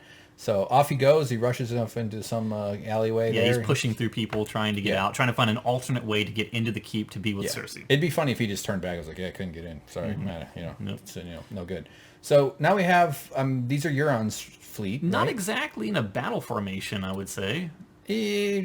Although my knowledge of naval battles are nil, so. Well, you'd think they'd be somewhat randomized, just in a sense of... yeah, I would expect them to be spaced out more, considering the fact that their one threat is a dragon attack, and you know that dragons attack in lines. You wouldn't want to be in a line. Sure. I would think you just want to be covering every direction. However, I did a little sailing myself, and one thing that you learn with sailing is when the sails are down, the boat, and if the boat is anchored, the boat will just take on the same direction as the wind, even if there's a light wind. It'll face the wind, because that's what the wind will force it to turn to its most aerodynamic or fluid dynamic angle. Path of least resistance. Yeah, basically. So, and these sails are down, so the boats, presumably they're anchored, and even if they're not, they'll get pushed around by the current in the water as well. So, not that I have some expertise on sailing, I fucking hated it. I almost passed out because I hit my knee on a cleat on the thing. I was trying to undo one of the giant sails. There's the jib and I was pretty good at tying knots, so the guy put me up front, and then I almost fainted. I fucking almost fainted just from hitting my knee. How weird is that? I was sitting there rocking back and forth, and the captain's going, "What the fuck, Hank? Come on!" And then my friend who I was dealing with, he's like, "I think he's really hurt." No, I've nailed my knee before, where I just it's just all you can see is a flash of bright light, and you're down. I felt the world getting gray, like a tunnel. Literally, my vision got down to about 10 degrees, and I was like, oh, I think I'm not prone to seasickness, but I think that being on the water just had me slightly closer to fainting, just in general, because you're sort of I don't know, a little helter-skelter. So this is the famous shot from the trailer. Fine, I was wrong about the last one, but Euron looking up at the sky, and we're trying to think what is it that he's looking at? What is he seeing? Right. And the theory that people had that wasn't spoiled was that, okay, Daenerys is above the clouds. She's using the sun to blind them. She's going to come straight down. Yeah, which is just air battle 101. We all know that from watching Top Gun. So this, to me, this is Stewart moment number 7 or 8 now. Okay. It is indeed the dragon. Yeah, trying to use the sun to blind. Yeah. Which didn't really work, because you can clearly see it. But here's the thing. I understand that episode 3 was a crap fest because you couldn't tell what was going on, you couldn't see what was going on. That's not to say that a night battle can't be well lit, that you can't have some cohesiveness going on where you can see what's happening. Right. It can be done, it has been done. Why would you attack during the day? Yeah, it seems like they should have gone at him, your biggest fear is a ballista shot to your dragon. Your dragon is your biggest asset. Yeah. They can't shoot what they can't see. You have fire on your side. You have air attack on your side. Right. Attack at night. Attack at night. I mean, assuming that there's no fire, maybe the boats are so dark that they don't have... But you can see at night. If there's enough moonlight, you can. There's usually enough light around. Just imagine how terrifying it would be to have just all your boats exploding into flame from the darkness, and you're looking up at the sky and you can't see anything. Yeah, you just So from the sky, you can see them down, Right. I agree that the timing doesn't make a lot of sense. Coming out of the sun is probably your only option, or just going around them or something, but maybe they're facing all the directions or something. But there's a lot of work to do here, though. Look at all these ships. I mean, even if it takes out half of them, there's still a ton of ships. And each one of them armed with ballistas. Right. I mean, you're flying right into a pincushion. This exactly. is well dangerous. Said. Yeah. So they start aiming and launching their stuff. They're all like, "Oh crap! Look, hurry!" they really got to decorate everything here. Yeah. Huh? And all it takes is one. Yeah. One through the wing, one through anywhere, and you're out of commission. True. Yep. But even when right here, there's one going right by. I'm firing right. At, they're launching, and these things do spin around. I guess they probably have like 270 degrees of rotational coverage or something. So, but I love that they do a great job with the dragon fire blasts. They do really make them feel very kinetic and very you can strong. Feel the power of them. Yeah, I think I give them a lot of credit for that. There's a lion door knocker. Yeah, right there. He imagines like how much stuff is going to be sold off at auction once the whole series is over. Yeah, like, I know. Here's my Lannister door knocker. He's like, yeah, okay, fine. I think like a lot of the show creators give them all these gifts, and they sort of just trickle into the ecosystem of whoever works in these things. I guess I'm sure there's like rights. And they do auctions though after movies and TV episodes and things like that. They auction off assets, which then go back as receipts that reduce the production cost. Oh, okay, all right, cool. So here they are launching a big spike at them, and of course they don't hit them. But, so apparently Euron's aimbot isn't working right now. Not so good. Well, he's not sitting in the chair. That's part of the maybe he's the captain boss man. So she comes and makes a run right at Euron, which is exactly what she should have done, and yells. He runs. He rushes off. He leaps into the water. You're on fire. Yep. He's gonna need the urinate. Okay. So there's these cool big ass tails of them. That's always fun. I remember this shot was really cool. Neat. Yeah, I liked the shot a lot because it was like, okay, I've taken care of the fleet. Now I'm coming for the city. Yeah, where she's traveling along the water. Although we should take note of the distance that she's traveling here, because that might be a little bit relevant to a criticism I had while we were watching it that I might not have now that we're seeing it again. So she's traveling low and not slow, but the kind of kicking up water spray, which I thought was pretty cool. All these dudes manning the ballistas. They used a word. Is this when they used they call it the eucalyptus? I think that was much earlier. Was it much earlier? Yeah. There's some kind of word that's not rampart, but we think the flat. Yeah, platform. It was a word that started with an E, and they were telling people, get to the something. Get to the empanada or something. Yes, get to the enchilada. Enchilada. So I like the line eyes. Yeah, with the golden eyeballs right there. They even have a mane on them. Jesus, they thought of everything. Don't want them to get cold. Well, maybe it's just like hot wax or something. So yeah, they take a blast, or they all fire at the dragon, and she swoops right up real quick, which is good timing, because it would have been pretty sad if like Daenerys just took one in the chest and just gets popped off of it.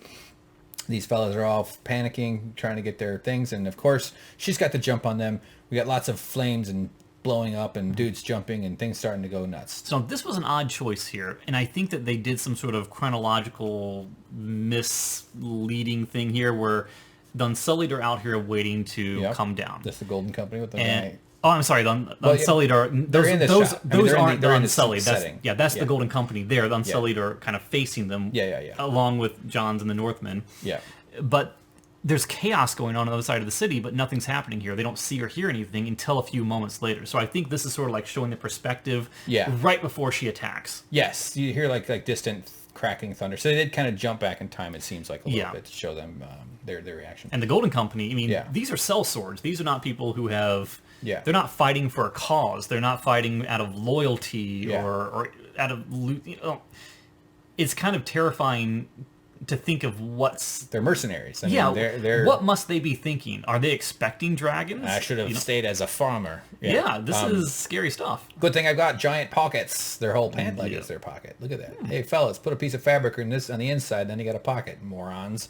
Put stuff in there like babies and jewels. That sounds like a Greyjoy name. Moron Greyjoy.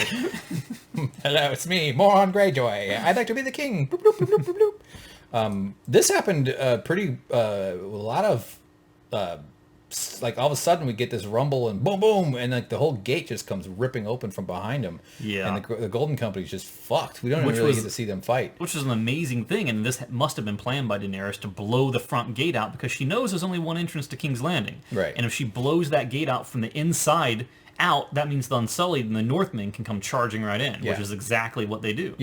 So this takes out that whole contingent of soldiers at the front there.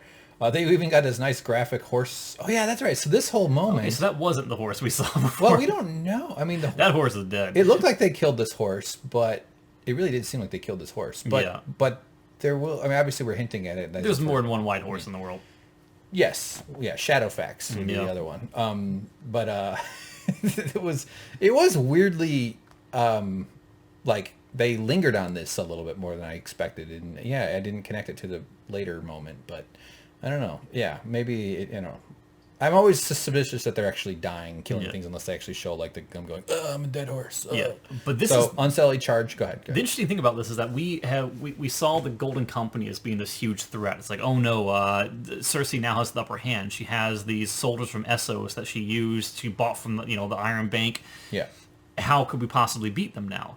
And this one moment here, this brief moment, effectively takes the threat of the Golden Company and makes a mockery out of it. Yeah. And this is the leader of the Golden Company, yeah. who's now reduced to nothing. His men are gone. His horse is He's dead. off his horse. He's got his bone sword, at least. Yeah, That's kinda he's cool, disheveled. yeah. His hair is messed up. He's not looking confident at all. And he's staring death in the face. Can't find his comb. Yeah. Yeah, so He it's stands like- up. The Dothraki are charging in at him Yeah. with their curved swords. They're pretty scary. Ululating. That's exciting. So he turns and runs. Yeah, he is not going to make it. Yeah, we're assuming they don't all, like the first one doesn't kill him, so a few horses go racing by him, but of course his death is saved for someone we all love and care about. Grey Worm. Yes. The GW. You did call him Greyjoy when we were watching. I did call him Greyjoy while we were watching it, but I didn't, it's not like I thought he was a Greyjoy. No, you were joking. Get him, Theon. Go look at this. Ned Stark looks totally different. Yeah. But yeah, he's got the spear to killing. Look at these guys. Look at But this. he's on the warpath. He misses his Sunday. Yeah, he's so pissed he didn't even bring his helmet. Yeah. So off he goes. He's ready to kill and fight. Another white horse there. Got gold. Okay, there you go. White horse. Dothraki's horse, racing in. Yeah. Lots of this now. A lot of cling, clang, cling, slice, ow, burn. Yeah, so- whoosh. So the Lannister army and the Golden Company are just getting massacred. Yeah. Yeah, Lannisters aren't putting up much of. I mean, they're just sort of overwhelmed by the speed and the menace of these invading foreigners who are rushing through their streets Yeah. and slaughtering them in this battle. So it's like the Iron Fleet, not a threat anymore. The Ballistas, not a threat anymore.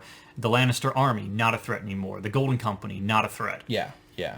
All the attackers have the upper hand for sure. And so I just like watching the guys fall. I'm always curious during these sort of scenes where, like these extras on the sides, like do they do their job correctly? How choreographed is every single person's footsteps? And because they also have to be careful with their swords. I'm sure they're not sharp swords, but you can still hurt somebody with One a thing dull I would sword. think that if I was going to fight someone, the last thing I would want is a cape that someone could step on. What benefit does that serve? They can Yes, wipe it looks cool. Wipe up blood. Superman But- wears a cape. Yeah, Maybe it that's all it just is. doesn't seem practical is all I'm saying. Yeah, I'm not sure what the actual. I mean, I suppose it keeps the heat from the sun off your metal armor. Maybe that's maybe. something. But yeah, I mean, It's just another thing to put the house sigil on. So Quite say, a- yes, these are my men. right. I mean, a good lot of military until they like started being like, let's just dress up like the trees, like the red coats of England Yeah. and like even the blue gray coats of the American revolutionaries who. Like at least blue and gray is a little bit more blendy than red. Yeah. And I think I like said this all last throughout episode. military history though they were so everything seemed kind of arbitrary. Yeah. It's like, and Gilly's in every shot. You just What? can't see her Oh, if she has Gilly? her ghillie suit on again. Hercules. she's this is her right here. It's a basket. Yep. Hello, Sam, what does sesquipedarian mean? So yeah. Anyway, the Lannister fellows are all sort of caught off guard.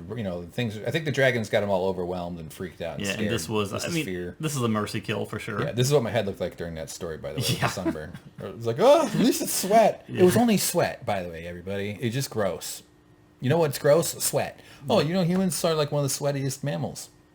We Okay. just sweat more than a lot of other most other mammals. Yeah, humans are an interesting species. It's a lot of So weird when shit. it happened, did Grey Worm look at you and say, "Me sunburn"? Yeah, he did say that, and then he said "Miloshin," and he spat on my head, and he chopped off my balls.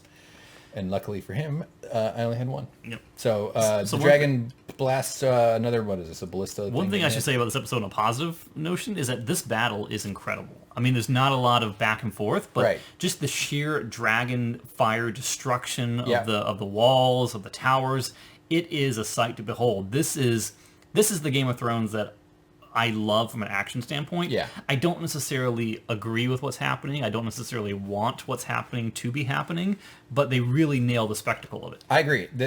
Unlike episode 3, the fight at Winterfell, these were really, I use the word I've already used, but kinetic. Like things felt engaging and tense and like panicky, and the way the violent, the dragons, the editing was good. Like they cut from her being on the dragon to the mayhem in the streets.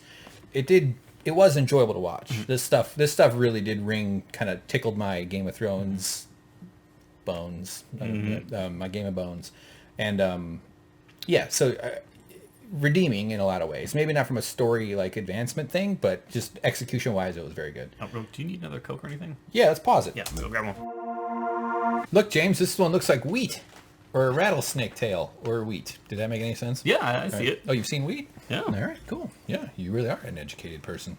A lot of ashy, tortured people hurt by the flames, and this shot was pretty cool. This is what you want to do. You want to take them from the side and strafe them across the whole line. So this is the Golden Company being turned into melted Golden Company. Yep, these are the remnants of the ones that didn't get blasted from the wall. Yeah. So Drogon is really just shredding them there. And wear your seatbelts when you ride dragons, everybody. So the city is not looking great. She still hasn't really changed what she's been doing. She's still staring out a window. You think she'd have binoculars or something, you know? Yeah. Like a pirate telescope? We know I believe the episode title of this one was The Last War. The Last War. But when it first comes out, it only tells you the episode number. Yeah, so it's 72. Yeah. Nothing as funny as 69, because I'm an immature idiot. Good shot. This is some of the ballista stuff here, right? So, I mean, look at all the land that's connected to this wall, though. I mean, there's obviously got to be more than one entrance. So the thing is, place. It does seem like what Daenerys is doing here has meaning. She's going after the soldiers. She's burning the troops. Yeah. She's kind of staying away from the interior part of the city. And right here, she's lining up for this run here to take out this side here. So, yeah, I mean, and that's okay. We're like, all right, you're going after the military targets. You're taking out their defenses. You're a dragon. Go for it. Yeah, lots of these big wide shots here that were pretty cool. I did enjoy a lot of that. Tyrion, this is sort of like where things are setting in as like the first blast is over. A lot of death, a lot of mayhem, and the dragon is just ripping everything apart. Yeah. Tyrion's sort of staggering through, watching the chaos. It's sort of his worst fears are start. Well, not yet, but this is like the extent of the damage that he wanted to see, I guess. Maybe. Yeah, what he wants more than anything is for those bells to start ringing so the chaos and the slaughter can end. Exactly. Well said. And so these are more great shots. ballistas being blown up there. So tactile, she's targeting the places she needs to target. Exactly. So the Hound, the Mountain, look at he's even got his giant back, two-sided to his back muscles there. I had back muscles for a while. Qyburn's delivering the bad news. The scorpions have been destroyed. The Golden Company has been ruined. No elephants. Yeah, so she's basically saying there's still hope. All it takes is one shot to bring him out. The Iron Fleet hold Blackwater Bay. One shot. Euron did it once. He can do it again. But he's like, nope. Well, Your Grace, they have been destroyed as well. They are burning. Yeah.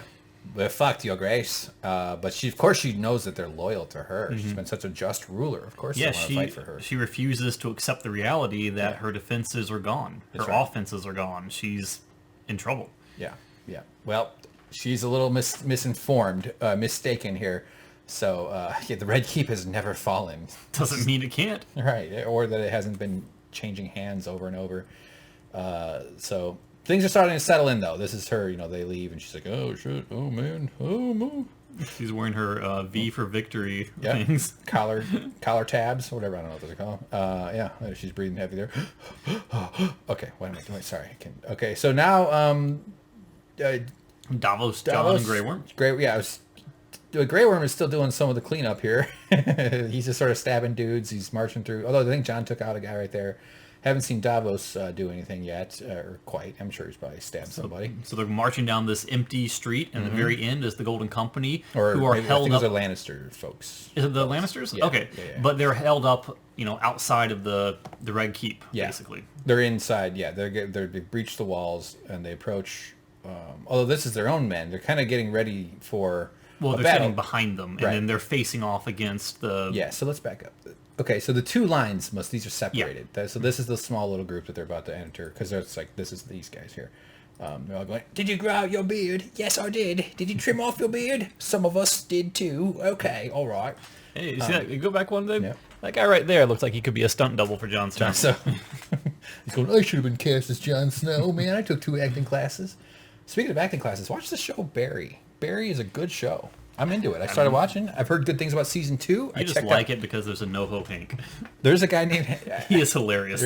I've seen clips of him and I love him. It's funny in a like serious. It's No, apparently the guy who plays him could not land a role. He was down on his luck. And then he gets alopecia, and he gets this unique look. Yeah, I and wish I had alopecia. boom. I have classic baldness, just where it's my soul.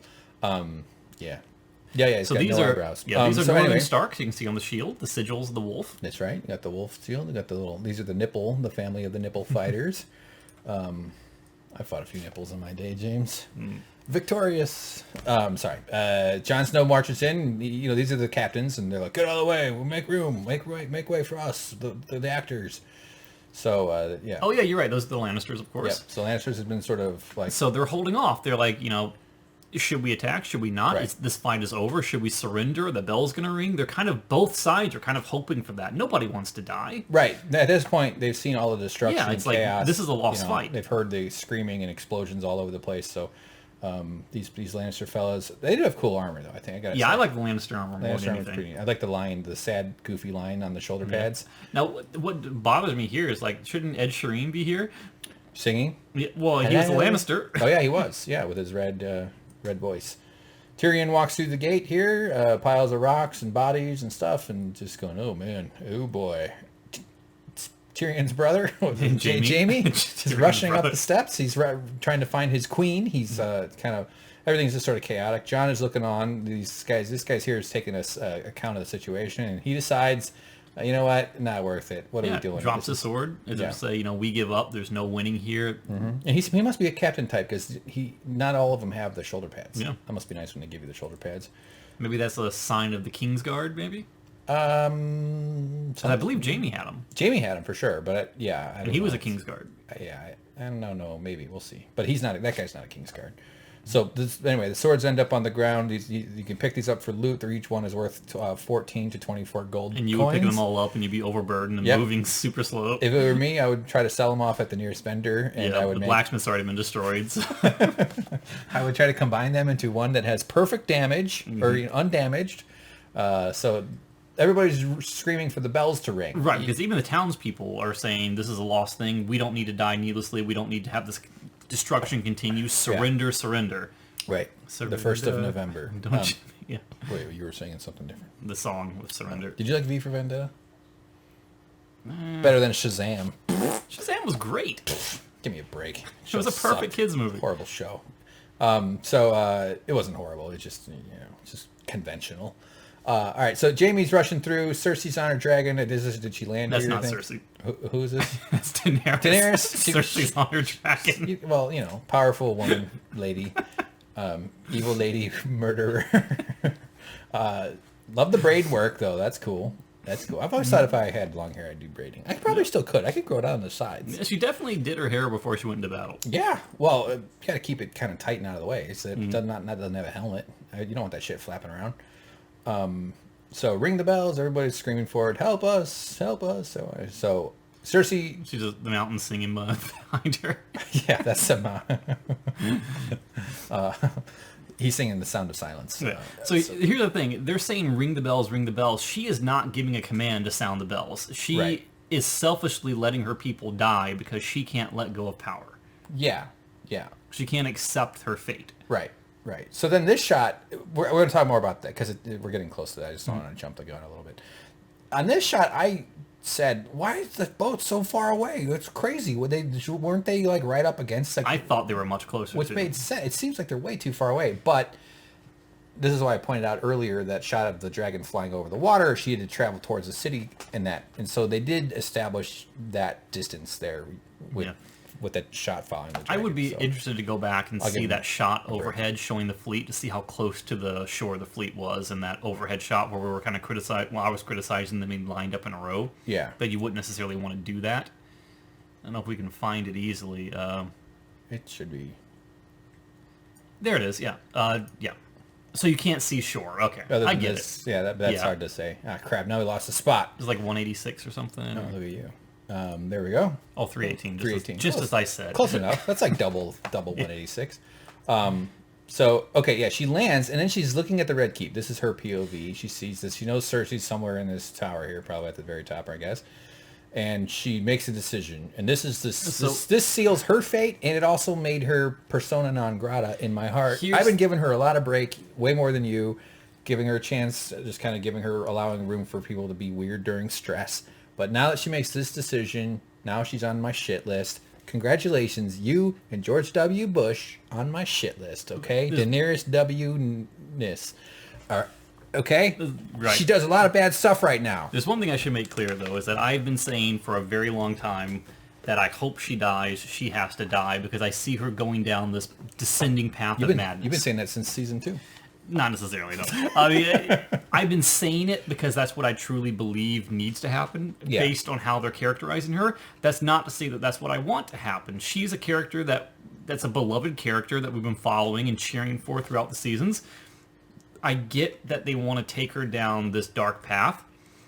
And I think that in the books, if it goes this route, it's not going to be as jarring because there's going to be a lot more build-up. I think they tried to take her and establish her one way, and they had to change her on a dime. They had to change her transition was way too quick to be believable. Yeah, kind of, but it needed a little bit more time in the oven. Maybe, yeah, and maybe that's related to what you were saying about they were offered like 10 episodes for the season? Yeah, apparently in D&D we're just like, nope, we're done. We're gonna do this in 10. We're done in 6. We're done with it. Yeah, we don't need 10. We're good at this. They were offered all the resources HBO could muster and throw at them. Yeah. But the thing that throws me a little bit off right. is, yes, I read the spoilers beforehand, and yes, at this point I knew everything that was going to happen because the spoilers were dead on as of this point in the show. Yeah, and the spoilers at this point says. Daenerys hears the bells and goes mad. Right. So what is it about hearing the ringing of the bells that she finally gets what she wants? The people are surrendering. Is it because she was pleaded with to stop her attack when the bells go off? She hears the bells, yet she still is filled with rage and anger, as if to say, these people don't deserve my mercy. These people don't deserve to live. Is that what it is? It could be just a simple thing of defiance, like she's charged up by the adrenaline of this whole battle, and the bells have rung, therefore she knows she's won, and now it's time to really show her power, to really cement in her deranged mind right now that's the key thing to do. It could be that, I read it as that she just still has this vendetta against Cersei for killing Missandei and for being, because she hates Cersei. And for double-crossing her earlier, so she had to get vengeance on Cersei. So what I thought at this moment, though, was that, okay, because they showed this shot. Mm-hmm. Like, I thought she was going to go for a strike at the Red Keep. Right. And I was like, that's fine. All right, you know what? Maybe you don't have to, but blow up Cersei, destroy the tower, just shoot the shit out of this building, and you haven't really gone after the people. But that's not what she's doing. And that was what I was going to say was like dumb moment number 10 or something. Yeah. She's won the battle. She knows where Cersei is. She can directly strike it, no problem. She doesn't do it. She goes and does what she does anyway. Yeah. So I don't know though if the bells specifically triggered her, other than the fact that they were new information, like in her decision making matrix. Yeah. Like, okay, now that the bells are done, that means that they're giving up. But I'm the one who decides how this ends. Right. To her credit, though, it seems like all the advice that Tyrion's been giving her in this last season is blown up in her face. That he has not been the best advisor. And I can't cite specific examples, but I know that there's been a lot of talk on the forums lately that, why call her the Mad Queen when everything she's been pleaded with to do from Tyrion has worked out into her own detriment? I mean, when she agreed to help T2. Yeah, when she agreed to follow his advice. And now maybe this time she's like, F it. Like whatever. I'm going to do what I'm Cersei. going to do. Yeah. Or maybe it's like, maybe she's saying, I'm going to go ahead and burn Cersei's people. These aren't my people. These are Cersei's people. And I'm going to do this. And I'm going to know that she's watching from that window up there. I want her to see it before she dies. I think we can connect it back to her comments earlier about the mercy being viewed as weakness when she says mercy is our strength. Yeah. So she's saying, I'm not going to show mercy. I'm going to show strength. Well, I'm twisting my logic around, but like this is sort of that, like, I'll show you. You want to show who's the evilest queen here? Mm-hmm. I am. I don't know. It's hard to understand it. I don't quite grasp it. Maybe she'll say something about her motivations later in this episode, or perhaps the next episode, depending on how this one ends. Well, it's a safe bet that we don't know how this one ends yet. Wink, wink. We'll talk about the next episode at the end, probably. So, anyway. You will. I won't. Oh yeah, I know. We'll discuss it. You'll bite your tongue. Yep. Don't bite my tongue. Mm-hmm. That's gross. Only when I'm sleeping. Perimeter fires. Important distinction. The perimeter is burning because of the military targets, but that will not be the case for much longer. Now she's racing over, like, okay, fine, you want to do a couple low flybys to freak the people out like it's a football game with jet engines, like it's Mosul, and but she doesn't just fly over. She starts blasting these people, and she rips right through buildings. Hey, Blue Dome! Yeah, there's the Blue Dome. Damn it. And just tortures them all, just Goodbye, murdering Blue these Dome. innocents. Kills the I Blue loved you well, Blue Dome. James, you want to say like a eulogy for the Blue Dome? Too soon. Oh, Blue Dome. Indigo. That's the word I was going for. So flames. This is Grey Worm decides he sees stuff kind of going to hell. He decides to take because what I'm thinking here is these dudes are going to see that the streets are getting attacked, and they're going to pick up their swords and go for a fight. And I think Grey Worm picks up on that as well. Yeah, Grey Worm initiates the attack. He still is. It's sort of like Grey Worm is a parallel for what Daenerys is going through right now. Daenerys is unhinged, Grey Worm is unhinged. They want nothing but vengeance and blood at this point. Yes. They don't want the fight to be over. They don't want the fight to be over until they've gotten their fill of bloodshed. Right. These two noises are either that your date is going really well or really poorly. So anyway, they do re-engage the fight. The Lannisters pick up their swords as the Northmen attack. Jon pleads for them to stop. It's kind of out of his control at this point. Really well said, though, about Grey Worm being parallel with Daenerys. That's a good insight. And so... That's a great dirt face. That's funny. So a lot of grunting. But Jon was basically screaming at this point, no, don't! Yeah. But he did not want this fight to continue. He knew it was over, and he's dismayed. He's only defending himself at this point. Yeah, he has to fight, too, because he'll get killed. But so Grey Worm is really having at it, just really stabbing dudes, pulling his spear out. I feel like spears probably aren't great for tight combat. He's doing exceptionally well with it, though. Yeah, he's a hero. He's got a lot of HP. Well, I mean, I hate to say it as much as I love Grey Worm, but what he did right there was cowardly. I mean, he's not a hero anymore. Is like part of the story hero. Okay, he's like a story hero. He has become a villain right in this moment. His anger. Missandei was such a likable. Everybody had a crush on Missandei. At least I did, and I probably a lot of fellas and probably some of the ladies. Missandei was very likable and someone hard to lose, and so we get like that death kind of gives him permission to be a psycho. Is what I'm saying. But now that all this is going on, it's like, what's he going to do without Missandei? Is Daenerys going to start a new dating app called Cinder? Mm-hmm. Because she burns things. Oh yeah, I was thinking SIN. I was like sinners. Yeah. Cinder would be a great dating app, wouldn't it? I do like Cinder. Or maybe how about Ashen Bones? Yeah. For dating. No, probably not. Like Ashley Madison. Yeah. All right, so they had some pretty good bloody shots. Yeah, I doubt we got them all. This one was like a sword went right through the guy's That was a brutal shoulder cleave. Usually in these sort of things, they just show the actors intentionally missing from behind. They stage it that way, but they did a lot of this. I'm glad you got this. Yeah. This one actually made me recoil a little bit. Yeah. I was like, oh my god, both his hands disappeared instantly. They were just lopping off limbs and stuff. I mean, this is the kind of stuff you kind of hope for from the show. I mean, that poor guy went double Jamie instantly. Yeah. Two gold hands just emerge, and then two guys come up to him like, Jaime Lannister, come with us, sir. And he's like, it's not me, I'm not really Jaime Lannister. He's like, oh yes you are, we've got two golden hands. All right, so okay, and so not good bloody slice there. This guy is all right. He's singing. Yep. A lot of blood, a lot of carnage, a lot of stabby stab. A lot of mean-looking faces, and pretty good action though. It's nice to have a battle in the daylight. They did a great job with the buildings crumbling and the kind of roofs collapsing as these flame I would attacks. love to see behind the scenes of this, and maybe they already showed it after the episode aired, but we had kind of stopped to do this. But just to see how they pulled it off, how much is green screen? Obviously most of it, but sure. I'd love to see the compositing layers of it and how they design Whenever it. I see stuff like that, I'm like, because I'm decent at animation, and but I'm like, oh my god, not that I aspire to that sort of stuff, but I'm like, wow, these some serious talent goes into so much of this work behind the scenes.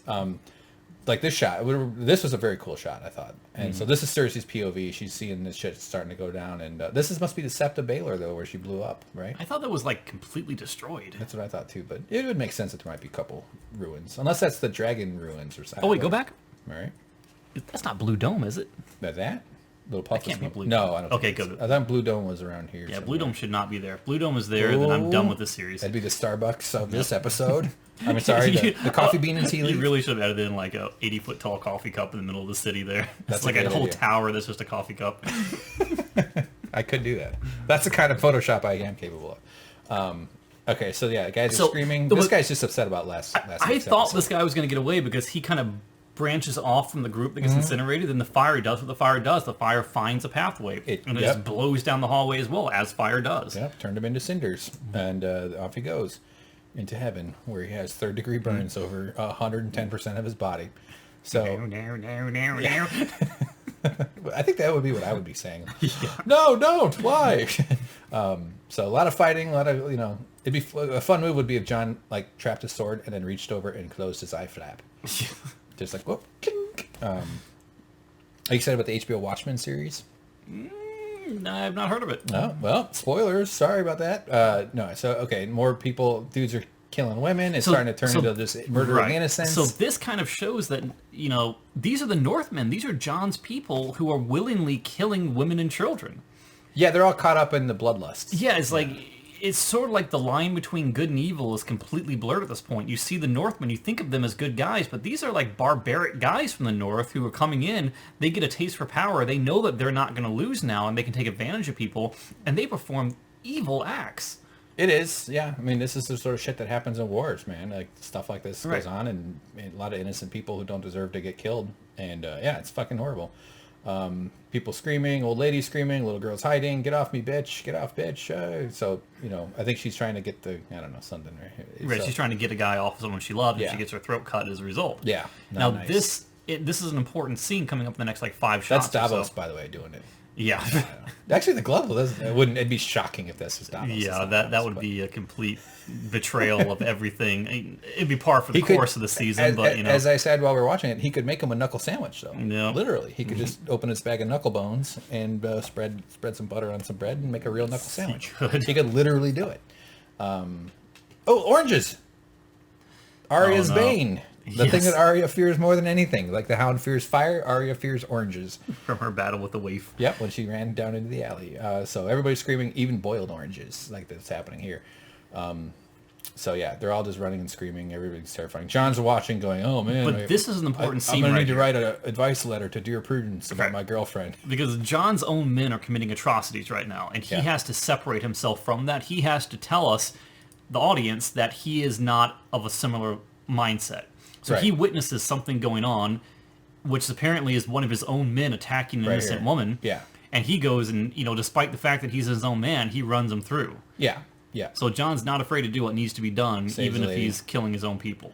Yeah, because it's not what they came here for. This is exactly to me too, it's so obvious the next episode will be, because now that Daenerys is full maniac murdering all these people like this, Jon has no other choice. It's going to have to be him killing her somehow, or I bet Arya will be involved. And you can see at this point, she's no longer attacking the perimeter. She's laying waste to the residential areas. Yeah. I mean, she's almost become systematic. A monster. Yeah, she's just working her way closer to the Red Keep, back and forth, and that's really just nuts. She has no need to do what she's doing. Her quarrel is with the Red Keep. It is not with these people. Right. And this is long. This is a big city. There's a lot of stuff here. So anyway, Cersei's watching. Still looking out the window. Dawn on her that the same window her son jumped out of, I would imagine, or at least probably the same room from there.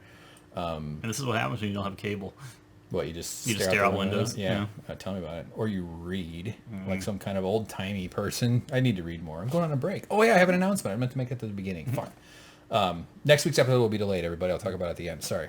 Okay, so anyway, now the dragon starts hitting the towers of the Red Keep, like the Red Keep actual, and it starts going down, man. Like, this is pretty cool. I thought the effects of the way all this stuff was crumbling was pretty well done.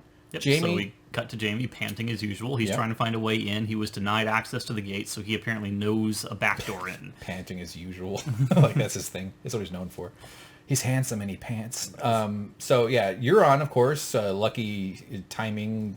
We did see him jump off the boat, so this kind of makes sense. He shows up right where Jaime is, right? But he would be exhausted at this point, swimming that distance all the way over here. He wouldn't be able to put up much of a fight. Yeah, dude, it's hard to swim without leather. Yeah. And there's Jaime. He's like, oh no, he's just, you're going to be another Kingslayer. You want to kill two kings? I'm the king. He considers himself a king, yes. I fucked the queen. And that sort of pisses off Jaime, too. So he goes, when I kill you, I'm going to cut off your head, and Take it to her, yeah. Yeah, so you can kiss her one last time. And he has this little sword. This is sort of a knife. Now that's not a rapier, is it? No, it's more like a long stiletto or something. Is stiletto like a word for like a blade? Yeah, it's like a long pointed knife. I mean, you yeah. have like your modern stilettos. I think like the switchblades that Oh. come up, but like there is a medieval version that's like Yeah. a long pointed dagger. Yeah. My brain goes into porno mode when I hear the word stiletto. Oh, using high heels. Yeah, this is the high heels. I love a high heel. I don't know why. Why do those work? Because they lift up the butt. What the fuck? Why does it work? They just look silly to me. They do. I think they seem like they're very confining. The closest I ever wore was cowboy boots. And you get used to it, actually. You start to feel like you're small. I think my calves are pretty sexy, you know?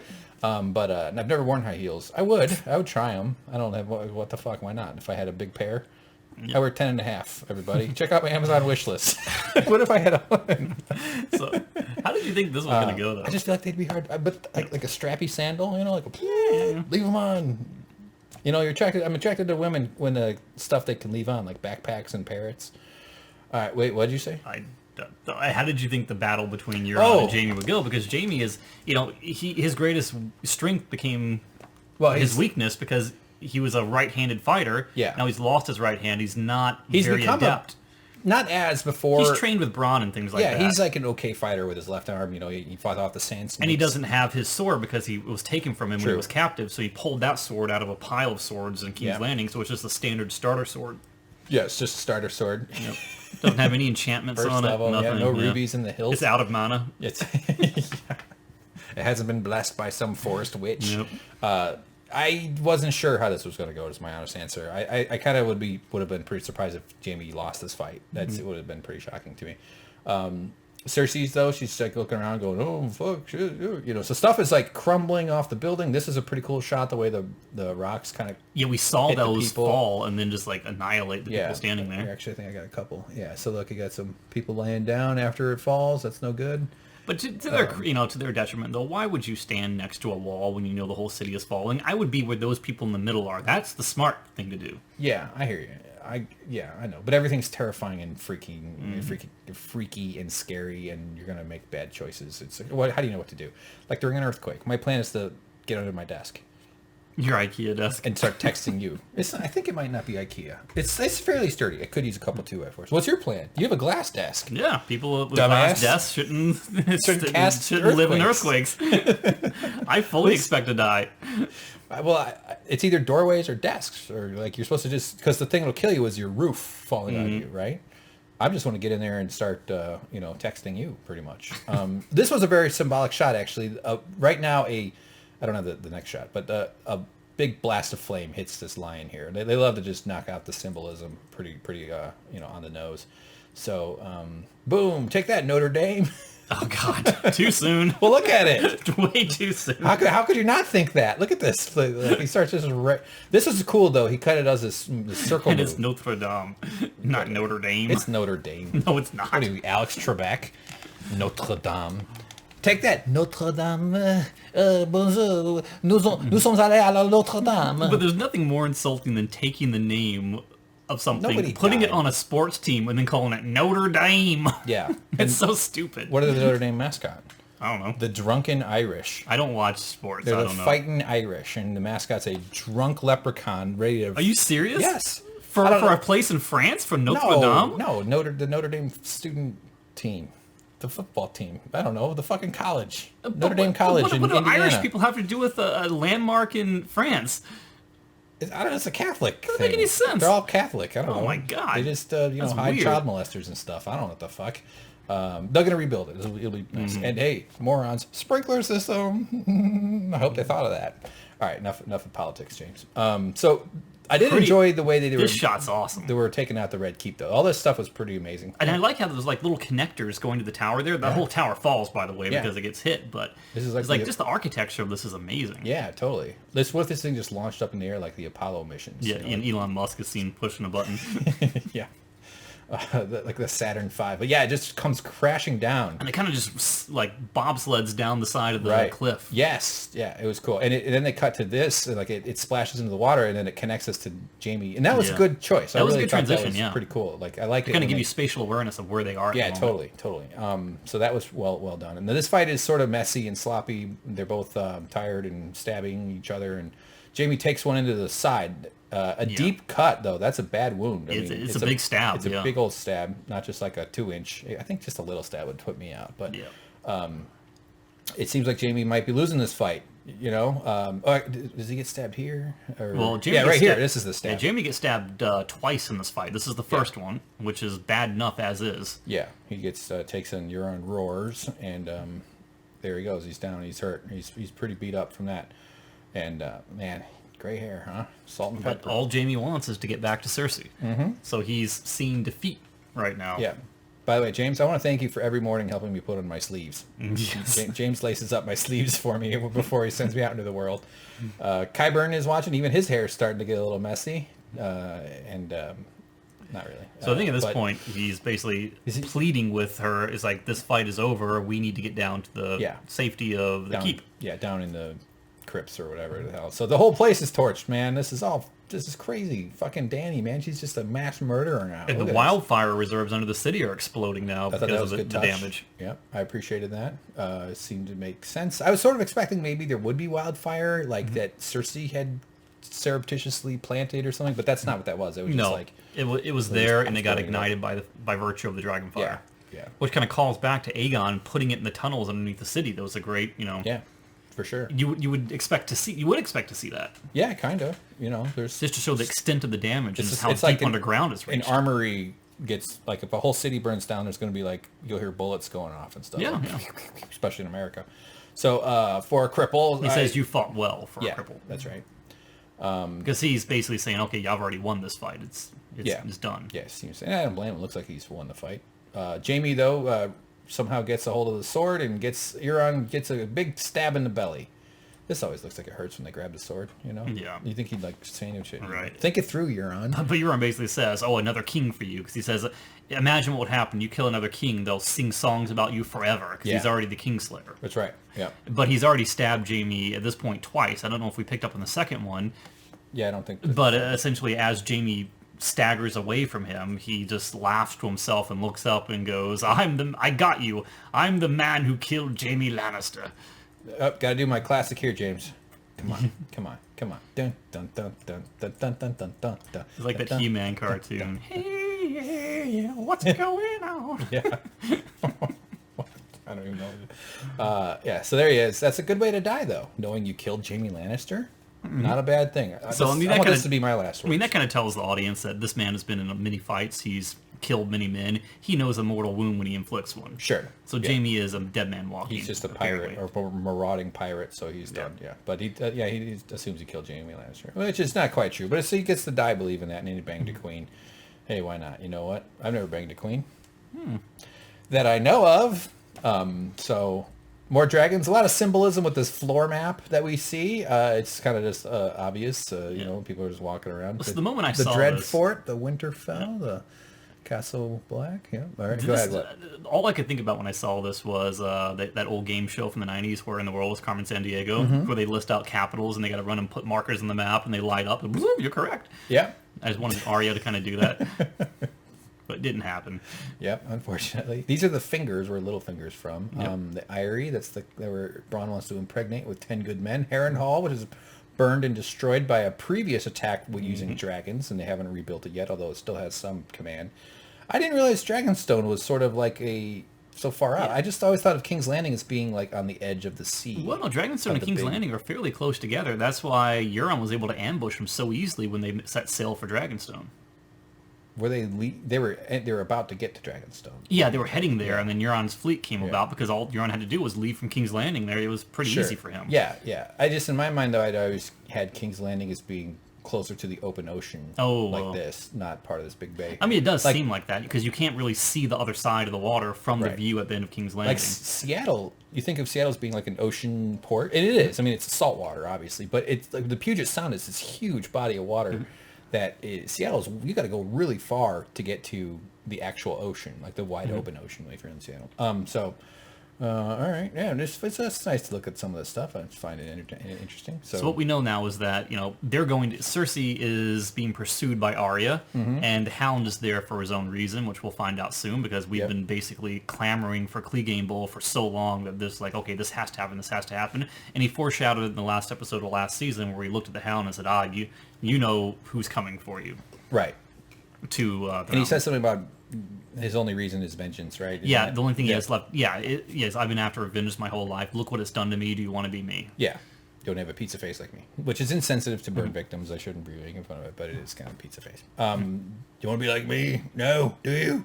Now, these two do. I never would have predicted they would be standing in King's Landing or him trying to protect her, considering how they, but they did develop a mutual respect over time. But this is much... Because they're both murdering psychos. Yeah, this is much like the interaction between Tyrion and Jaime Lannister, the goodbye. They finally say the words to each other that you've been waiting all along, that Arya really does love the Hound really does love Arya, and she looks at him and says, thank you. Yeah, there's definitely an affection and a concern. Because they both know, they understand in that moment that this is likely a one-way trip. Yeah. That this is their last chance. Yeah. I see you at the commissary. Yeah.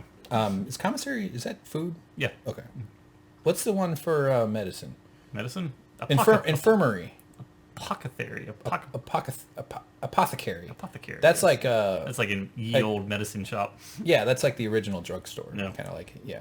Oh, you'd like a piece of thistle and weed? Like, oh yes, rub it on me lips. Mm-hmm. Yes, sir, please apply some leeches to me bum. All right, sorry.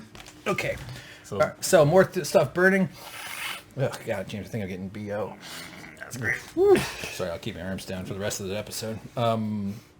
Things are getting messy here, though. We got the Kingsguard, the Mountain, Qyburn, and Cersei escorting her all the way down with men grunting. Stuff's falling. The dragon is attacking straight at the heart. This is where they all gather. Well, so the important thing is Qyburn and Cersei kind of kneel down. The mountain stands over top of them, and there's like big bricks and stuff hitting him and hitting the others around him, but he's shielding them. Before that part, because they showed all the other Kingsguard, and I was like, what? Is the Hound's going to have to kill off like this? Because there's supposed to be 7 of them, I think. Yeah. They're supposed to be excellent fighters. They're ostensibly like the best swordsman. It's an honor to be in the Kingsguard. Mm-hmm. So I was like, what are they going to do to get rid of these guys? And then they did with the falling roof. And like you said, the Hound protects her. No, the Mountain protects her. Sorry, the Mountain protects her with his body. The Hound versus the Mound. Mm-hmm. And and so this is it, though. This is Clegane Bowl. This is Clegane Bowl that we've been waiting for so long. Yeah. And it was pretty... I was happy with this. I was This was a great fight. This was worthy of what we've been waiting for so long. This is on the same caliber that we deserved in episode 3 between the Night King and Jon that we never got. Right. Yeah, I agreed. Just the setting, the places crumbling around them, the stairs is not a good place. That poor guy right there with the styrofoam bricks on him. This fella here with 0.4 ounces of styrofoam on his balls. Cersei, this whole thing, and we get to actually see some consciousness sort of here. This proves that he is in there. Some mild sentience going on inside this dead-eyed beast. Growls softly. So he recognizes the Hound. Cersei tells him to ignore him, or basically he's like, stay by my side. Stay with me. And the Hound has always obeyed her. I mean, the Mountain has always obeyed her until now. Until now. And he even turns and looks at her and is just like... And so even Qyburn is trying to get him to obey.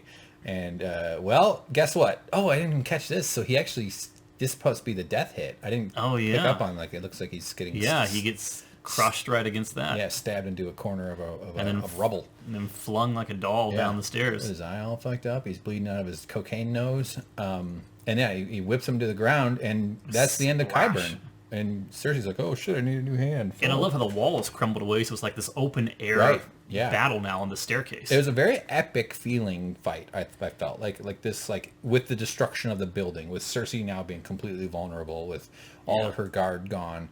And Cersei this moment was crazy. Like, the Hound didn't even look at her. The Hound was not there for her. The Hound was there for the Mountain. The Mountain doesn't care about Cersei. She's invisible to them right now. Yeah. They're there for one reason. And she's not a fighter, so she must be feeling pretty vulnerable without this Mountain guy protecting her. Look at his gauntlets. Really intense stuff here. There we go. There we are. I think if she had an attack, it'd just be throwing glasses of wine. She would just... Wine magic. Oh, she puts on the poison lipstick and tries to kiss him. That would be her Give me her smooch. special move. Yeah, but she like keeps at it, like she starts doing ninja moves and try to kiss him. She just like gets him on the forehead. And he's like, "Scar tissue, bitch, doesn't do anything. Kiss me on the lips." Yeah. So no, that didn't happen. So, but the Hound is determined. What was your? Did you think he'd kill him easy? I knew how it went. Oh yeah, that's right. You'd already ruined it all for yourself. So yeah, we get into a fight and we have. Oh yeah, the Hound actually takes a bunch of swings at him, and the Mountain just lets him. Which makes sense because the Mountain is this massive, massive guy, and we don't really know at this point like what the Mountain has become. We know that he doesn't necessarily feel pain the way others do. Right. We know that he's insanely strong, that he is... We don't know if he's dead or alive or a zombie or something. Yeah. His whole physical makeup is a mystery to us. Super thick armor, but he just like lets him have at it a little bit. Yeah, and the Hound is barely able to lay a dent on him at that point. Yeah. So now he pulls out his sword. What's going on? So anyway, we do get to... How does he get his helmet off, though? Does he knock it off? Yeah, the Hound knocks it off of him. Okay. And he goes, yeah, there you are. You've always been... That's what you've always been. Yeah. So we finally... As if to say a monster. We finally get to see this reveal here, and this is what the guy looks like. And at first I thought, Varys? Yeah. This is Varys and the Hulk had a baby. Yeah. So Qyburn's dark magic and necromancy or whatever he did to him, this is why they've had that helmet on him all along. He is not in good shape. And of course he's bald, which is an indicator of being evil. So yeah, they're look at him. This is pretty good though. Yeah, I mean it's because the kind of freaky. In the spoilers, all it said was the Hound knocks off the Mountain's helmet. The Mountain looks stupid. Yeah. I don't think he looks stupid. I think that's a fairly, yeah, it's fine. That's as I would expect. I mean, it's within range of what I would have looked for. Now, I'm trying to remember, when Oberyn wounds the Hound, or the Mountain, in the fight, and then stupidly like talks his way into getting killed. And gets his eyes gouged out. But does he wound him in the face? Or any of these cuts? I don't believe so. I think he cuts his leg. He gets him in the back of the knee, and then he stabs him in the chest or the stomach or in the abdomen. And he has poison on his spear. Yes. I don't think he ever gets him in the face. Yeah. Yeah. So anyway, no, these are brothers though. This is what me and my brothers look like. I'm the handsome one right there, and my brother is the ugly monster. I can imagine like the loss of the flesh and the necrotic effect is probably just the progression of the poison before Qyburn was able to stop it. Probably, yeah. Speaking of BO, you think it's wears deodorant? Probably not. No aluminum. I hear aluminum can get into your skin and stuff. Strong enough for a mountain, but made for a woman. For a mountain. Well done. So yeah, his hits are like chipping out giant chunks of the wall or of the pillars and the rocks and stuff. And this is a cool shot. I'm not sure what the duster or whatever that is. Something gets knocked loose from the sword impact. Cersei is struggling and not sure where to go. She's really vulnerable, and now she ends up on the map room. A very appropriate setting for a reunion. She sees someone she didn't expect. Her boyfriend / brother, who have met many times in the map room. Yeah. So they're kind of back in their home base, reunited. She's happy to see him because she feels as though she is about to die. Yeah. And now she feels a familiar face, which is great. Probably more comforting than Euron. Yeah. That's psycho. So they rush into each other's arms. It's a big thing for her. I'm just trying to see exactly where they're standing. They're... must be something. The Sunset Sea. Okay, so this is... I guess they're just on King's Landing, right? It's hard to sell. What the hell?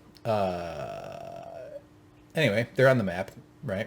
Dorne? I think that's Dragonstone. Oh, this is the winter. They're standing on Dragonstone, I think. No, there was the 5 fingers. The fingers were sticking out. Why? The Sunset Sea is not. That's on the other side. So this would be the yeah, I'm not really know. I'm not sure. This looks like north though because it's white. It does look like the wall coming down. The Reach.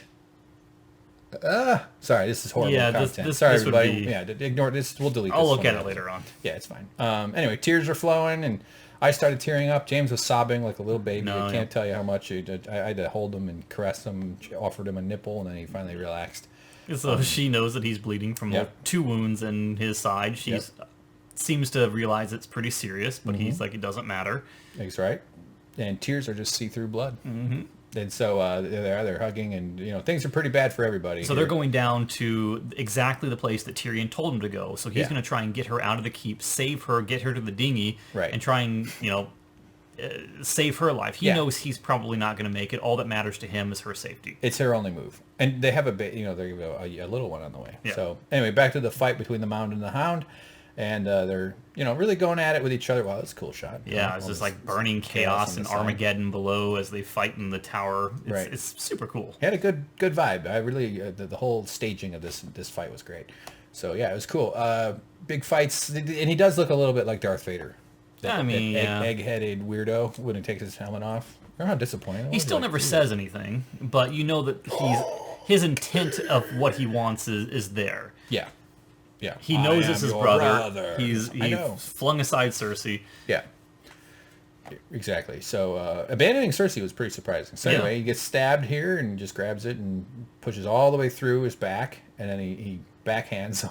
Yeah, so the Mountain does not apparently feel pain, which is no surprise, really. He got run through, and it didn't really seem to affect him much at all. Yeah, that's a superpower he's got, which is because he's already dead. Takes his armor off, and you can see that... But I think the cut, kind of chops off the strapping holding it up. So he starts, these huge square titties. Yeah, and you can see the wound where the sword thing went in, but not really any blood coming out of it. It's like, what is he? There's nothing pumping there. Yeah, no heart. It should be blasting fluid out of there. But yeah, he's got that giant muscle body from like those World's Strongest Men dudes, which is who he is. It's one of those guys, right? And man, what a variable animal human beings are. Like you get these giant monster guys, and you get little people and skinny and wide and not everything. It's nuts. A very wide array. Like all ants are pretty much the same except for their different classifications. Like there's the queen, and there's like the ones that bang the queen, and then there's like everybody else. There's like 2 or 3 of them. I know I'm being dumb about it. I kind of, but like humans, we just vary even from one life within a life. You can be a big ass mess, and then you can get yourself in shape, or you can not. It's crazy. You get your hand cut off. For a moment in this, it doesn't look at all like him at this moment, but for a second I was like, is that Gendry? And then it's like, wait, no, that's clearly not Gendry. Have you seen Arya, my wife? I want to marry her. We had sex. She's my wife. Have you seen my wife? That's yeah. So anyway, poor guy running around looking for his wife. Everybody's having a bad time. Now we follow Arya through the streets quite a bit here, and she's sort of touring the wreckage. I kind of like Arya's journey here because it's not so much about Arya. It's exactly like you said. It's about her witnessing the tragedy of what's happened here. She's a person on the ground, seeing things at a ground level, when all we've seen before is just an open aerial shot of the burning. Yes, and okay. Look at this. I didn't catch this. The legs missing here. Oh, yeah. Torched and it's burned. And burning, man, I think burning must be one of the worst ways to die. It's pretty bad. Have you ever had we've all had little burns on our hands and stuff, but even the worst burn you've had, most of us who are lucky enough to avoid real burns, it's nothing is horrible, but it's nothing like all your nerve endings are just lit up and they don't stop screaming for weeks and if weeks. I had like 3rd-degree burns over like 80% of my body, I would just want death. I wouldn't be strong enough to endure I wouldn't. I'd be like, fucking morphine me up and just let me go, man. I'm done. So anyway, bad times. Everybody's hurt, and we get a lot of Arya's perspective on this. And it's like this scene isn't even about Arya. Arya is not the invincible person that we've seen her in episode 3. She's not the one who's getting the glory like we saw her against the Night King. I sort of expected her to turn up at the Hound in the Mound and at the last moment, but that would have cheapened it a bit. I think it probably would have. Yeah. But it's like she calls off the wall. She is one of the powerless people down in the street. She can do nothing to stop what's going on. She can do very little to help other people. Yeah, it's showing that the person with all the power before has become just another person, and I appreciated that. Yes, for sure. I do think it informs her motivations for the final episode, though. I think that she's going to play a pivotal role in the upcoming fights. There's more of the fighting here. We've got two brothers duking it out.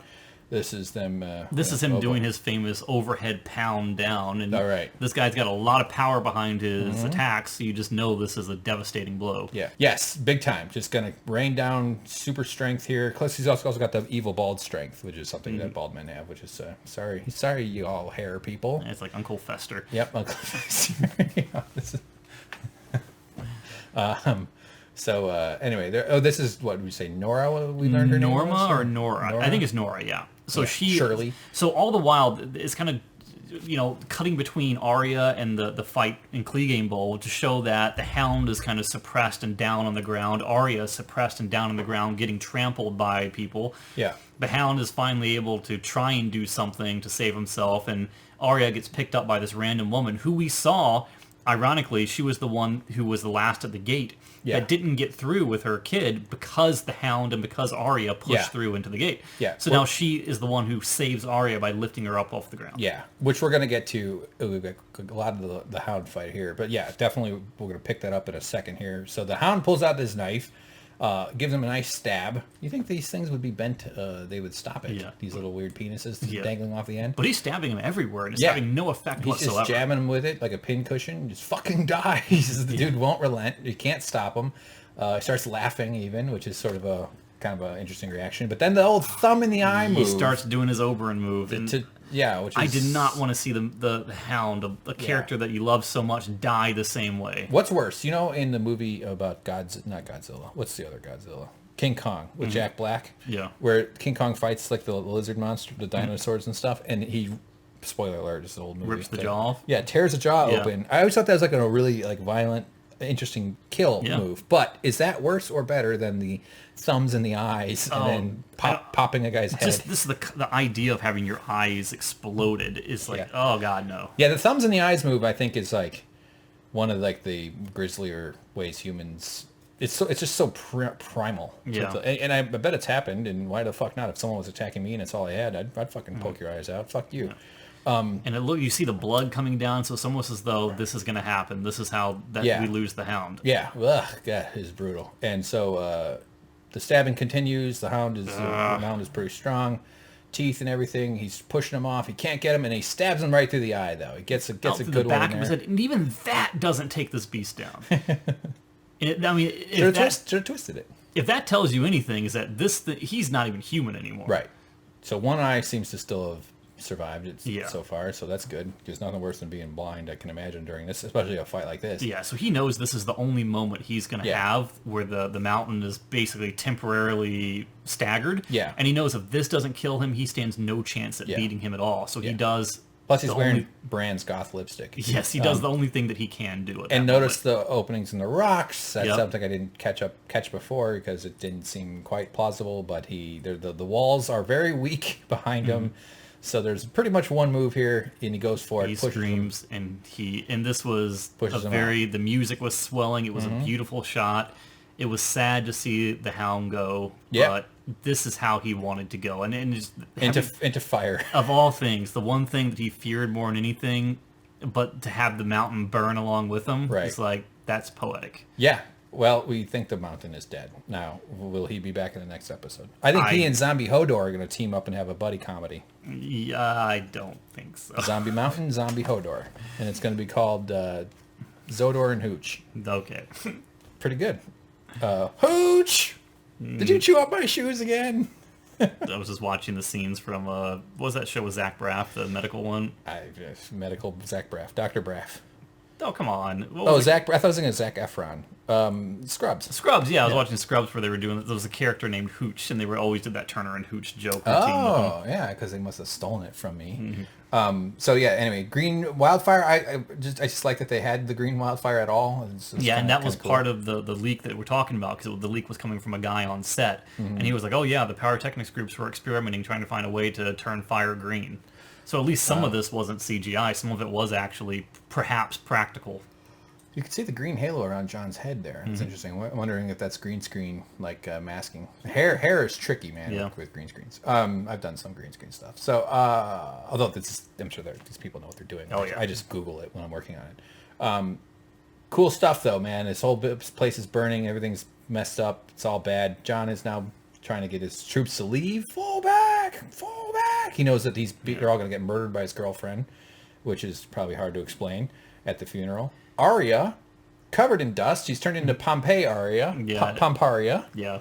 And I did like that when she woke up, all this dust like fell off her head, which means she had to lay there and somebody had to walk up to her and like sprinkle baby powder on her head. My hope at this point, though, was that she kind of looks like a White Walker now, so I was hoping another little tiny assassin would jump on her and stab her with dragon glass. And she goes, "I'm not dead, you idiot." Yeah, but this thing is like, again, it shows she's kind of messed up. She was ineffective. She didn't really do anything this whole fight. Well, she tried to help people. Not yet. She's going to try and help people a little bit later on, but it just shows that she's powerless. She's very... she's vulnerable, more vulnerable than she's ever been. in a long time. When she was a Yes. little kid before she learned her water dancing and stuff like that, of course she was vulnerable. But this is not the Iron Arya, the fearless Arya that we've seen before. But, I mean, that's just the strength of this weapon of mass destruction, which is the dragon thing, just causing all this kind of chaos. And the thing I'm seeing about why they chose to highlight her perspective through so much of this whole sequence is that this gives us good reason to cheer when she gets involved in the next episode's conflict. I think that's pretty obvious. I don't know if there's any great insights there, but correct me if I'm wrong. Is that one of the bells laying down there? Appears to be. Yeah. Okay. That's the Liberty Bell. And the one thing you kind of missed when you went back there, Nora was in that room. Yeah.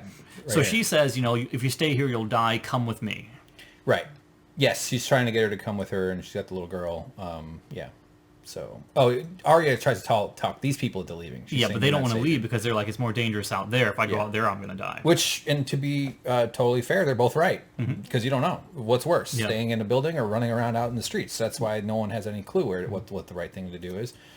So you can't really fault anybody for making the wrong choice. So she does convince them to get out, and now the Dothraki come running through, slaughtering innocents. You see the Dothraki sword there. Sorry about some of the screenshots, guys. We don't have the best stream because everybody's watching the show on Sunday night, so we have to have some bad screenshots. So, but it looks like she got somewhat trampled by a horse, from what I could tell. She got knocked off. She was pulled away. Arya was holding her hand. She got ripped away. Yeah. And now she's wounded on the ground. But Arya's like, I'm not going to leave you behind. I brought you out here to try and save you. I'm going to pick you up. I'm going to save you. The woman tells her to go, though. The woman's like, leave me, take her. Yeah, right? and there's nothing Arya can do because the dragon fire is now being blasted on the alleyway. She has to let go. She has to dive away or else she's dead as well. And I think the girl goes back to the mother, Yeah, so the girl runs back, and this is right here. You see the dragon on the left up here. So Arya tried to save someone, but she couldn't. She talked him into leaving, and then they left. Had the woman stayed there, would she still be alive? Maybe that room might have gotten destroyed as well. They didn't really show that. But yeah, so the dragon kills the lady and the girl. And the girl had the little toy, too. So, Hero Winterfell, eh? Well, what do you expect? It's good that she doesn't score bat 1,000 on that. Loser of King's Landing. I don't know. She's just a survivor. She's stuck in this horrible situation where pretending to be Walder Frey wouldn't do her much good right now. So they make it down to the place where they're going to escape. Yeah. But Jaime sees to his great dismay that the escape route that he was hoping to take has been completely blocked off by rubble. Yeah. There's nothing they can do. And he's saying nothing matters. She's crying, saying, I want my baby to live. I want my baby to live. I don't want to die down here. Not like this. Yeah. And he keeps saying, look at me, look at me. Nothing else matters, only us. Yep. And they embrace while... He pats her hair down with his stiff hat in hand. Yep. But this shot is our final moment of these two. Because they framed it this way so we could see down the hallway. Stuff starts to collapse down there. And it keeps collapsing. The dust and the rubble approaches, and boom, they're overcome. Cersei has lost all of her children, including the unborn one inside of her, and her own life on Mother's Day. And her all on Mother's Day. Poetic. Or as my mom calls it, Bad Son's Day. Boy, does she get a reminder. No, you're the only one that called. I'm like, Mom, it's not even noon. Just fucking relax. Does she think that you try and make the day about yourself? She goes, oh, yeah, this is me son's day. Me son's day, yeah. And I say it in Valyrian, so it comes off like, I don't know, whatever. Okay, so Jaime and Cersei die in each other's arms. Wait till Brienne finds out about this. He was cheating on me. And like the episode or not, like the season or not, Lena Headey has been fantastic as Cersei. Yes. She deserves all the accolades. What a character. She's like Lady Joffrey.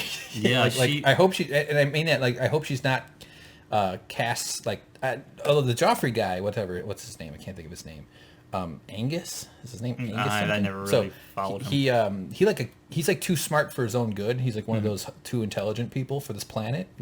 I remember seeing an interview, like he's like fed up with Hollywood and with like he's like giving up acting or something. I'm totally just pulling it very combobulated thoughts that I remember seeing from several years back, but I want to look him up and see where he is now. But what a villain, though. What a great villain he was. He could have been the Joker. Anyway, point is, I just think he's menacing in a great way. Well, but I mean- but I hope she doesn't end up carrying a similar brand, almost like where will be forced to always be an evil person. Because I'd like to see her in more stuff. I feel like she's got the chops to do a lot of acting. She's been in tons of stuff. She was in that the Sarah Connor Chronicle. She was Sarah Connor. Oh, really? In the Judge Dredd reboot, she was the bad guy, which she did a great job in that. We all remember the Judge Dredd reboot. Yeah, she's done a lot. Okay. She's good. Maybe some more She's dramatic established. roles. Okay, yeah, oh, she fucking should be. And brave, ballsy. And the thing is, For having her that and nude Joffrey, scene. well, that was a body double. It was? Yeah. But the thing is that she has, as much as you love to hate her, she has had some moments where you felt sympathy and empathy for her. She was that good. Joffrey, never. Not for a second. But her, she was able to pull that off. Right. So Yeah. she was by far one of the high points of this entire series. Definitely. Great, a gift to the casting brilliance, I should say. And his redemption arc, I'm going to miss the guy. Jamie, really? Yeah, Jamie was great. He turned himself around. It showed that, I don't love the fact that he wasn't going after to kill Cersei originally, but I'm kind of okay with this. He knew that her reign was ending. Yeah. He knew that there was some humanity left in her, and he knew that his time was over, so he went down with her, as opposed to having to take her out. There's no need for him to kill her at that point, Right. because she was going to die anyway. He could have stayed in the north and had a tall wife. Yeah. Honey, can you help me get the bowl off the top shelf? Sure. But it was always like this was like his last rung of the redemption ladder. Yeah. He was atoning. A big arc. Hard to overcome the pushing a kid out of a window, although he's handsome. He did apologize for that, though. That's true. That is how you make that go away. No, I know. Everybody has to do. That's part of the show, is the ambiguity, the lack of moral clarity in their motivations and actions, and yeah. Okay. So we could go on about that stuff. So anyway, Arya is still turned into weird clown makeup, kind of, but no, she's covered in blood and ash and dust, and freaked out, and her eyes are red and stuff. It's always funny in these shots though, where like the teeth and the eyes look great. Like you're like, make their eyes look all red, get her stoned, or I'm sure they have drops or something. So she's wandering through the rubble, and this is just complete chaos. Everything is terrifying and horrible. This is the moment. So now we see the little girl. There's the horse doll. So this is the girl's hand. Or no, that's just the horse. I don't think it's the hand. So it's sort of like the Pompeii body type there's thing. There's the ears. There's the nose. Yeah. Where they're completely reduced to ash and embracing, trying to shield one another from the impossible that's a hand to survive. Yeah. Interesting. So the mother and daughter are just, collapsed pile. Yeah, it's horrible. That's what happens from Dragonfire.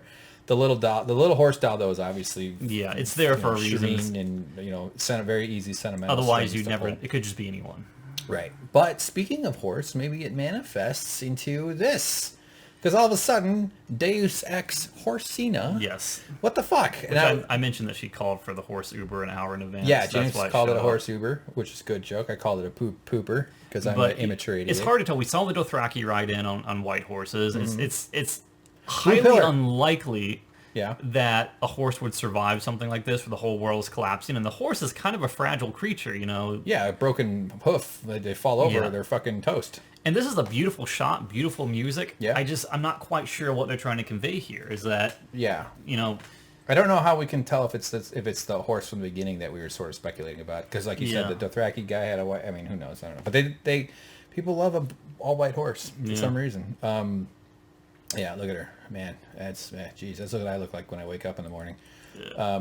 But, I mean, it's sort of like parallel of her. The horse is white and covered in blood. She's covered in ash, white, but also covered in blood. Yeah, they both seen some crap. Yeah, this horse is also. This is actually Jaqen Hagar. Yeah, it's Julia Roberts. a girl needs a horse. A girl can get on my back, and for some reason I'm okay with it. So I don't know why. I don't have to be, because I'm much bigger than you. I don't know how horses is okay with this. Honestly, it's fucking crazy. Very beautiful though. Like the cinema photography was excellent. It's almost as though they needed a way to get Arya out safely, and this was the way that they did. Yeah. Some skinny ass horse, isn't it? Don't they usually have a little more beefy? I worked at a horse barn for a summer. Yeah, fucking horrible animals.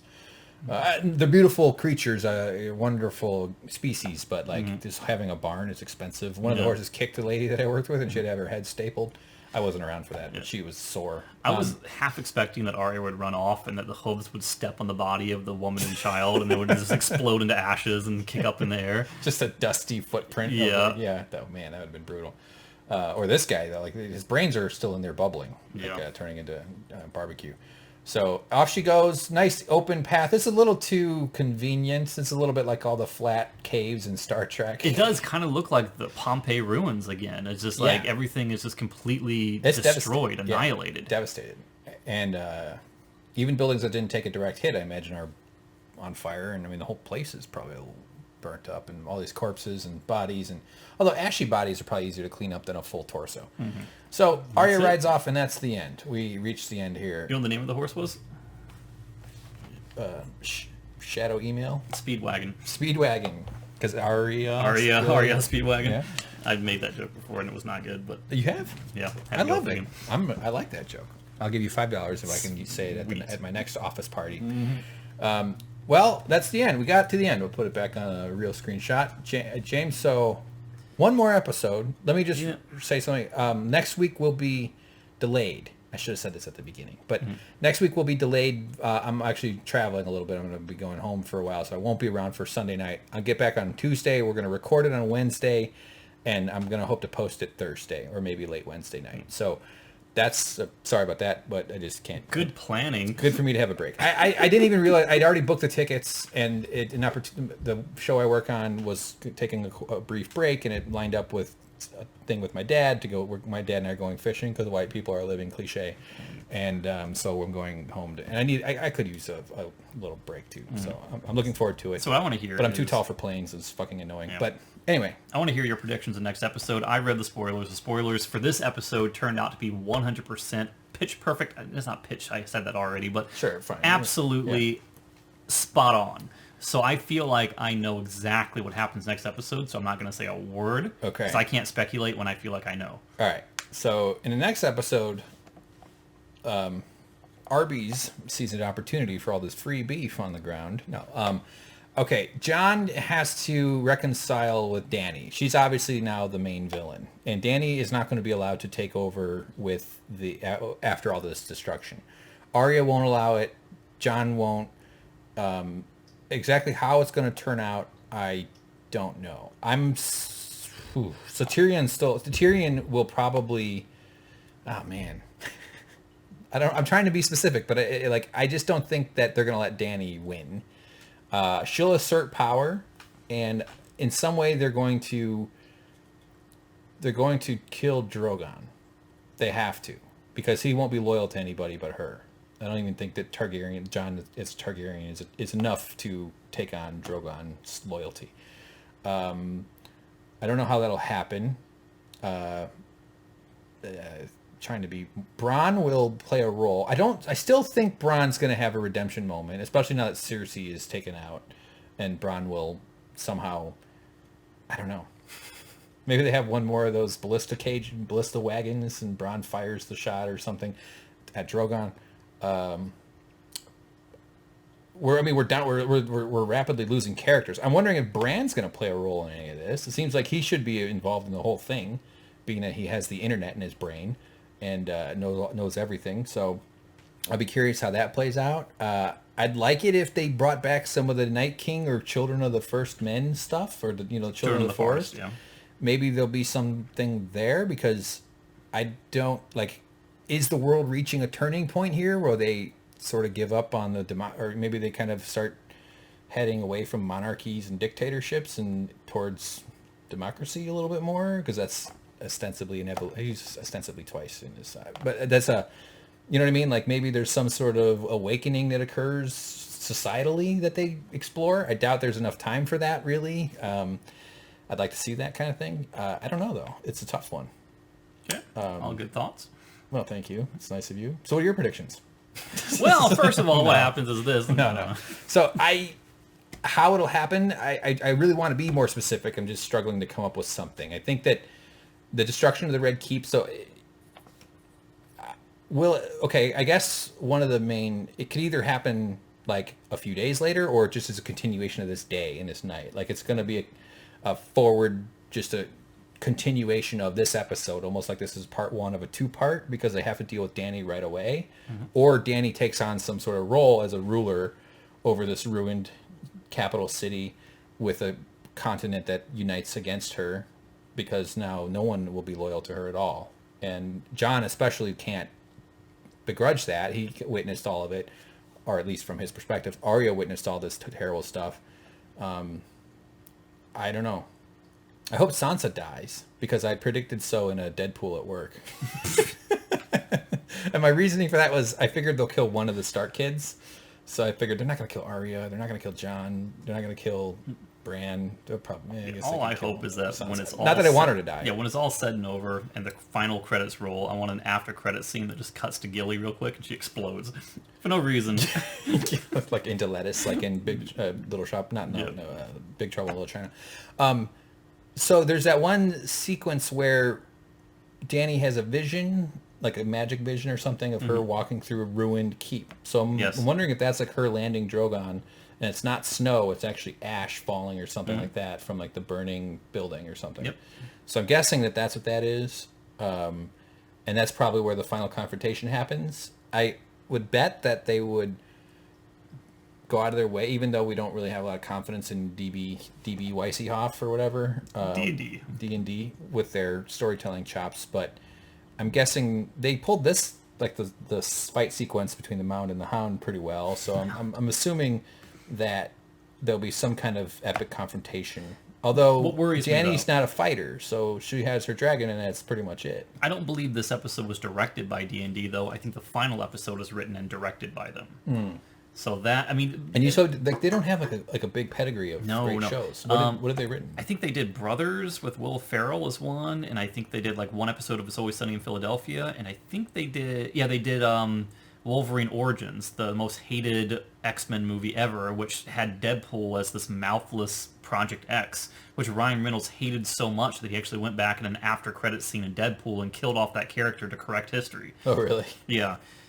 These guys do not have, like you said, they have no pedigree for writing or directing whatsoever. Well, okay, I shouldn't say that. They have a great pedigree from like the early seasons of Game of Thrones. Using George R. R. Martin. Yes, bear in mind they had George R. R. Martin by their side, and they had source material by their side. So they had two gigantic training wheels that you cannot overlook. Yeah, yeah. And as soon as George R. R. Martin's gone and the training wheels are off, you start to see what they can do on their own, and it's kind of like one of the first times I rode a bike. My dad gave me a big push, and I crashed into a pile of bricks. For some reason, there was a bunch of bricks hidden in a bush, and I smashed into the bush, and turned out there were bricks in the bush because I lived in hell in the Midwest. It's it'll be something else. I was just is Gendry. So Gendry's been bought off, not in a bad way, but like she made him the Lord of Storm's End. It seems like it just logically has to be Jon. I mean, unless I don't think there'll be any surprise takeovers of the throne or something like that, unless somebody shows up from the east. You think Jon's going to reprise his catchphrase? I don't want it. No. When they give her Daenerys' head, I don't want it. It's heavy. It's big. She's got a big head. Doesn't have a big head. Metaphorically big head. It saddens me though that they've given Dany this turn. I kind of wanted her to sort of take over. Like, I just felt like subverting expectations, as D&D keeps saying. Yeah. Yeah. Subverting expectations on its own isn't bad, but like when it's the only thing you're doing. Yeah, it's your one trick pony. Yeah. Like you could just have the killer clowns from outer space show up in their circus spaceship. Yeah. That would subvert expectations. Absolutely. But honestly, that would be pretty fucking awesome if that happened. It just pains me to know just how much cooler this could have all gone down had the Night King and the White Walkers still have been a third party to this massive invasion. Like I kind of thought that the Winterfell and the North people would flee, and they'd end up down south, and they'd be fighting on two fronts, and then the Night King would show up, and it would turn into this really complicated mess in the middle of the continent. How creepy would it have become, though, if they had gotten to King's Landing and just saw, like, desolate silence and, like, ice hanging everywhere, and knowing that the White Walkers had taken over the entire city, and all the people therein were whites, and it's like, it spread this far, and... Yeah. Then they rush back to the north and hide behind the wall. Yeah, and maybe Cersei has fled to Dragonstone, or... Right. And there's still some Lannisters and some army there, and they have to reunite to try and take King's Landing back from the White Walkers. Yeah. That would have been... Yeah, for sure. Will Nymeria make an appearance? I'm curious. I don't think so. I think that's over now. Yeah, Nymeria's over in Winterfell. There's no reason for them to go back to Winterfell aside from to regroup and regather their... Sure. You know, yeah. It's a long trip. Yeah, I think it'll happen chronologically close to this one. I don't think they're going to wait much. It seems weird that they be like several weeks later, Dany's like sitting on like a wooden Iron Throne. Mm-hmm. They didn't show anything with the Iron Throne room though. No. In this episode, so we didn't see what happened to that.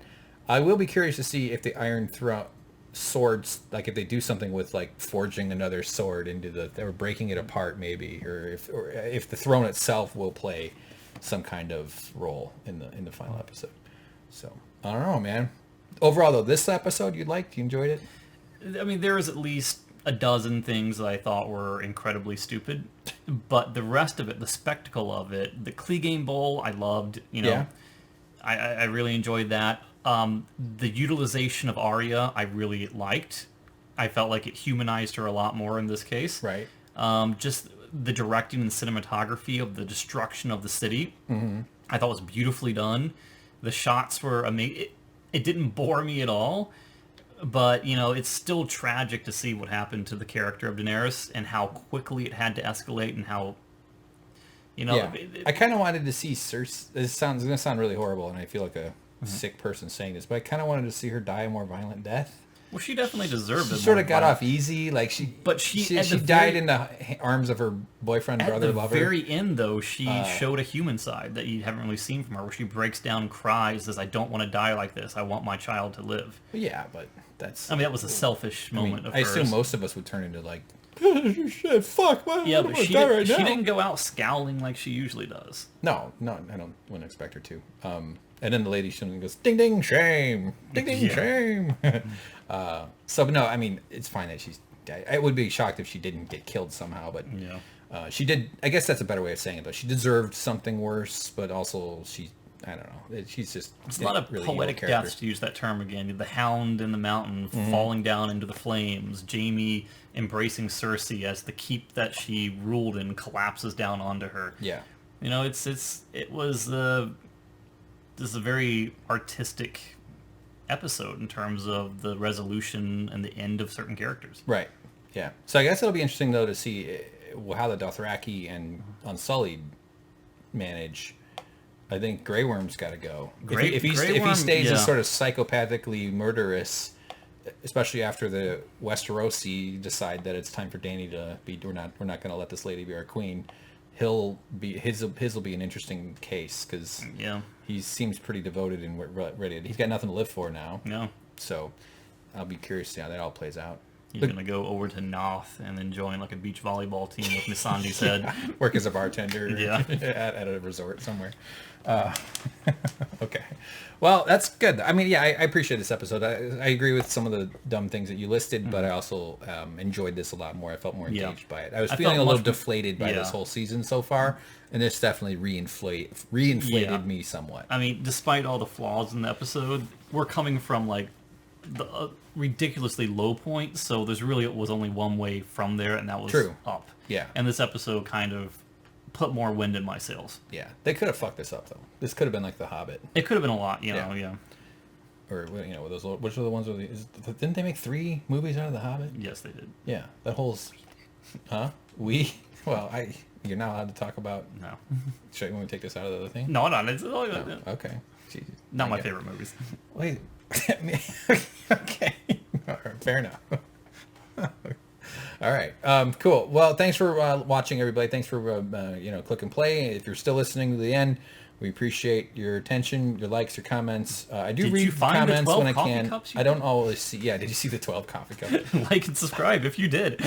Like and bend the knee, man. There was none. So, yeah, I do see the comments. I'm gonna jump into the comment pool. I feel like I owe it to people to engage in the comments more, but it's just somehow I don't know. It weighs on me. It'd just be easier if I just did. I sit there feeling guilty about it. Yeah. Trying to plot my next chess move. I've been playing a lot of chess lately, James. Yep. I was captain of the chess team. Did you know that? No. Yeah, well, now you do. Bet you respect me even more than before. I'm going to go be captain of the cold pizza team right now. Cold pizza team coming right up. Thanks for everybody. Goodbye, James. Sir James. See you later. Later. Torgo Mundago. Oh, good callback.